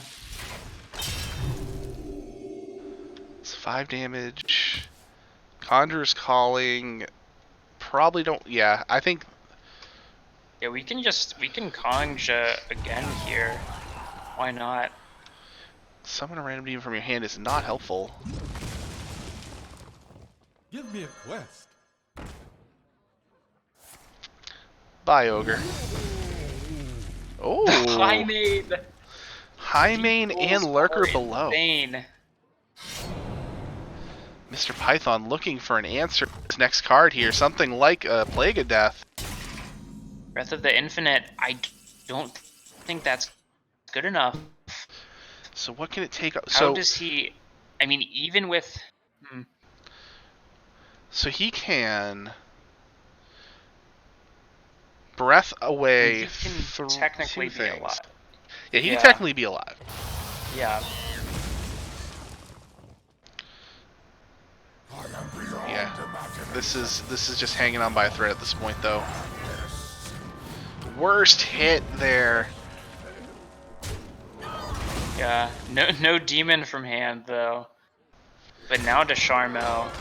I mean, he could play the box. I'm not saying it's I right. I'm don't saying think it's an it's- option available to him. It is. He has 10 mana, and it is a card in his hand, but it is Yes. not the right play. Sethic finally showing up, but nothing to use with it. Psycho Pump. Psycho Pump. What can he get here? Not that. Not and gonna be enough. Sharmo Wow. pulls it out. That's crazy. Does that give his team win? Or is it not guaranteed? I'll have to check here. So it's 10-5 don't coming to think this. So that makes it 14-7. Oh, so yes. Yeah, that's the series win. Oh. That's crazy. Taking down the undefeated Mr. Python. Well, we're gonna talk to Sharmo about that here.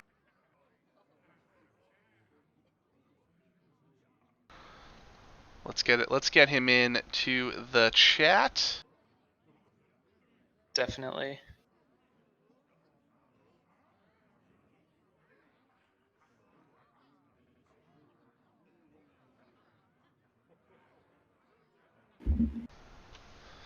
Sharmo, can you hear us? I can hear you guys. Can you hear me? We can Yes, hear we you. can.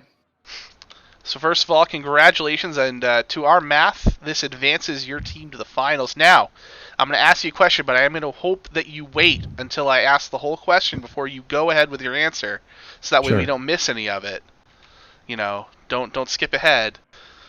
Of course. So, all right, Priest Mirror. That was, I'm sure, extremely frustrating for you. That game went on for quite some time, and was our second Priest Mirror of the night. Res Priest, I guess just take us through kind of the thought process on that game there, and he did a good job navigating around your boards, and it's at some point you knew you were going to run out of threats, right? Yeah. Do you want me to answer now, or are you? Oh, we're good now. Yeah. Okay, cool. I'm giving you the green light to go ahead and start. Okay. So that match I know is unfavored in the Res Priest because the Priest has a lot of answers. I was just trying to bait out things and then getting to a point where I was like, you know what, like he either has it or he doesn't, and every time he had it. So, I wasn't really.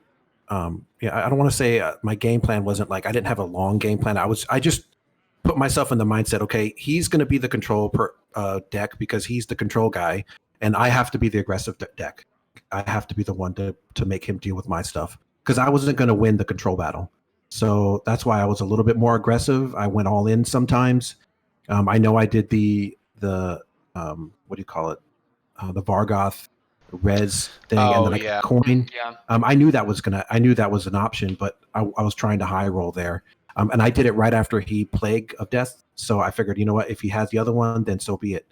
And then I might have been a little too aggressive. I don't know, maybe because you go back and you look at it, if I wasn't aggressive, then he was building a board. And then he now I have to deal with his stuff, and I'm less likely to be able to deal with his stuff than he is with my stuff. So I was figuring, at that point I was trying to just get to the end game, but he kept getting some pretty decent minions from his hero power. Definitely. And I also had my my Galakron as well, and it was like at the bottom of my deck. So he got a lot of value out of his Galakron compared to mine. So I was kind of a lose battle. I might have made some mistakes, but I think it was a little frustrating, but I wasn't too upset because I knew how the matchup went. Well, one mistake you definitely didn't make was the game where you used a Lucy against the Il'gynoth. It was perfectly timed because he drew it right off that skull. Mm-hmm. Were you just waiting, salivating for that second skull to be played or are you always planning on using it on that turn? I was the reason why I used it on that turn is because he played the 1-mana spell to copy a minion, so I knew he at least had the what do you call them? The 2/4s. Oh, the Artificers. Yep. I knew he had the Artificer, so I knew at 7 mana. At least have 2 Artificers, yeah. Yeah, so he would I could easily play 2 Artificers, or if he had Il'gynoth, I could play Il'gynoth. So I was playing on 7, and then the game before, he beat me on turn 7. So I figured there's a good chance that the next turn I was just going to be dead if I didn't play it. And I think I was right, too, because I think he would have killed me the next turn. Yes, he absolutely would have. He did, yeah. Yeah. No, I mean, after 2 skulls, you generally have enough to at least do 30. Yeah. So yeah, that was well timed. And that card's just game winning in that matchup. If you have it, you win most of the time. Yeah, it's a card that you don't always keep it, but against knowing that matchup and knowing you were against that OTK Demon Hunter, if 100% of the time you see that mulligan, you're holding it because know it's just an instant W for you, which it was there, which is great, obviously in that matchup for you. This is huge for your team. I know you had messaged me before the game had started to let me know there was the update of the score with Wash in the Wind defeating Kel. So you guys went from down 4-2 to just taking the next 3 games here to advance the next round of the playoffs. So it's got to feel pretty good, right? Oh, it feels really good. And no skin on Mr. Python, but he was 8-0, so it feels good to take down. Yeah. I don't want to say I was. He was Goliath and I was David, but I had a pretty decent record, so it wasn't like I was bad or anything. Oh, for sure. Advancing to 6-2 yourself, Yeah. and now getting up over the 550 PR mark as well. So to look at you as, I think that was more of a Goliath versus a slightly smaller Goliath this season. Yeah. And as somebody who frequently loses to you in every series we play, Yeah. there was no illusions from us that you would be a massive underdog because just because he was 8-0, we know what you're capable Yeah. of, and obviously you showed that through your play tonight. Yeah, and I gotta give it out to Ask HS as well because I was on their team the season before Kel took a break, and I did really well in the 1 seat there too. So it's kind of bittersweet to beat them because their team it was a team I was a part of at one point. So yeah, I mean, and Mr. Python, really good guy. Just I mean, he was good all the way through, and I like it when players in the middle emote like he did. It kind of lightens the mood a little bit. And I know he wasn't being malicious or anything. So No, of course not. yeah. Desharmo, one thing I am kind of interested in just hearing your thoughts on is, this may not have been something that you thought about a lot during the game, but Mr. Python choosing to queue the warrior into your priest instead of his control priest into your priest, when he, could have gone for that priest, which I think, slightly favored against your res priest. Yeah. I'm just like, did you expect that at all? Or I'm just wondering if you had any insight into that. Like, was that surprising to you? It was very surprising to me because it doesn't matter what warrior deck you have, it's not really favored. And I picked Res Priest because it's favored in most warrior matchups. So and I knew it was unfavored Almost with all of them. Yeah, so I knew I was unfavored with the priest match. So I was expecting priest to happen, and when he rolled that, I figured I was like, wow, that's a little crazy. And then I realized he was in rage, and that was like, I'm really favored in this match. And I think I in that match I went a little ham too much. I think I made too many boards, and he was able to clear it with the Baron or whatever. But I still won. I didn't get punished too bad. I think I could have held back a res or something, but yeah, I didn't. I was curious why he queued that up. Maybe he thought that was a losing deck anyway to whatever. I don't know, and he wanted to just try to get a win with it. Maybe it was his best deck or something. That might have been why. Yeah, I mean, we don't have him on to talk about it, but I was just like, just wondering about that. But I think, like you said, I think it is pretty favored for the priest. So even so, I think there's not much like the warrior really has to get out to a pretty aggressive start or do something, like Grom coin Bloodsworn on the end if they really save the coin. And he was getting close there at the end. I think if he had been able to get some draw more and then maybe drawn his whole deck by the end of the game, he could have had a really strong combo, but just kind of ran out of steam. And kind of from the beginning, I think you had the board and never really let go. So That's good with that matchup too. Yeah. And there were some small things I tried, small decisions I made that I thought maybe were pretty good, but there were some small ones I need to go back and look and see like what mistakes I made because I know I wasn't perfect for sure. But yeah, I think if he had queued the other way around, the priest, and he would have beaten my priest with his priest, I think he would have been in a very good position because then I would have had to have swept with Rogue. I would have to have swept with Rogue, and Rogue is favored in the priest, but it's kind of even with Enrage Warrior. It's pretty close. Yeah, if anything, the warrior might be a slight favorite there. So it would have been tough, but yeah, hey, I mean, definitely well played overall. I mean, I think from our end, maybe a few small decisions that could have gone the other way, but I think overall, very well played in all the games. Thank you so much. And I only have one more question for you, which is also something chat wants to know too. Is what do you think was in the box? Yeah. I don't know, and I was sitting on this box, and I was like holding it, and I was like, I know chat, and I know Donde and Mark. So I was like, box, but like I had the board and stuff, so I was like, I don't want the box to low roll me, So I was gonna save it for a moment where I was like, well, either I lose or I play the box, and my gut feeling was, yeah, I was very curious. I was like, I'm pretty sure there was like a bunch of Plague of Deaths in there. Oh, it was the 10th spell for sure. Yeah. 100% of the time, every time. Yeah. So Well, congratulations on the win. Obviously, a big one for your team advancing. It was cool that we got to see two do or die game. Well, not do or die, but they ended up resulting in advances tonight. So, congratulations to yourself and Tan Pams, and we'll see you next week and see if maybe we can get some more matches on stream from you. absolutely, and I'm really excited to play for Tampams. I mean, we were underdogs the entire season. And I think I had been asked this question on Tavern Talk. You know, like how do you feel being an underdog? And I really love it. It makes game plays much more easier. You're not like, you're not. No one has high expectations, so when you do well, you're like, damn, like everyone's like, what the hell happened here? So it's really happy to get in the semis, and we're looking forward to getting to the finals and winning again and getting Tanpams another championship. Well, looking forward to seeing what happens. Yeah, and I don't think anyone will be sleeping on you as a semi-finalist team going forward the rest of the season. So congrats there, and Thank you. we will hopefully see some stuff from you guys next week. But that's it for us here tonight. Thank you for joining us, Sharma, of course. Sir Chad Braddington, a.k.a. Chad Brad, Brad Chad, Markshire. Yes, I've been christened with a new name. Yes, but- that was all Rebobson. So shout out to Rebob there for staying up way past his bedtime to watch the stream, or maybe he's waking up in the morning. I don't know what his deal is. But,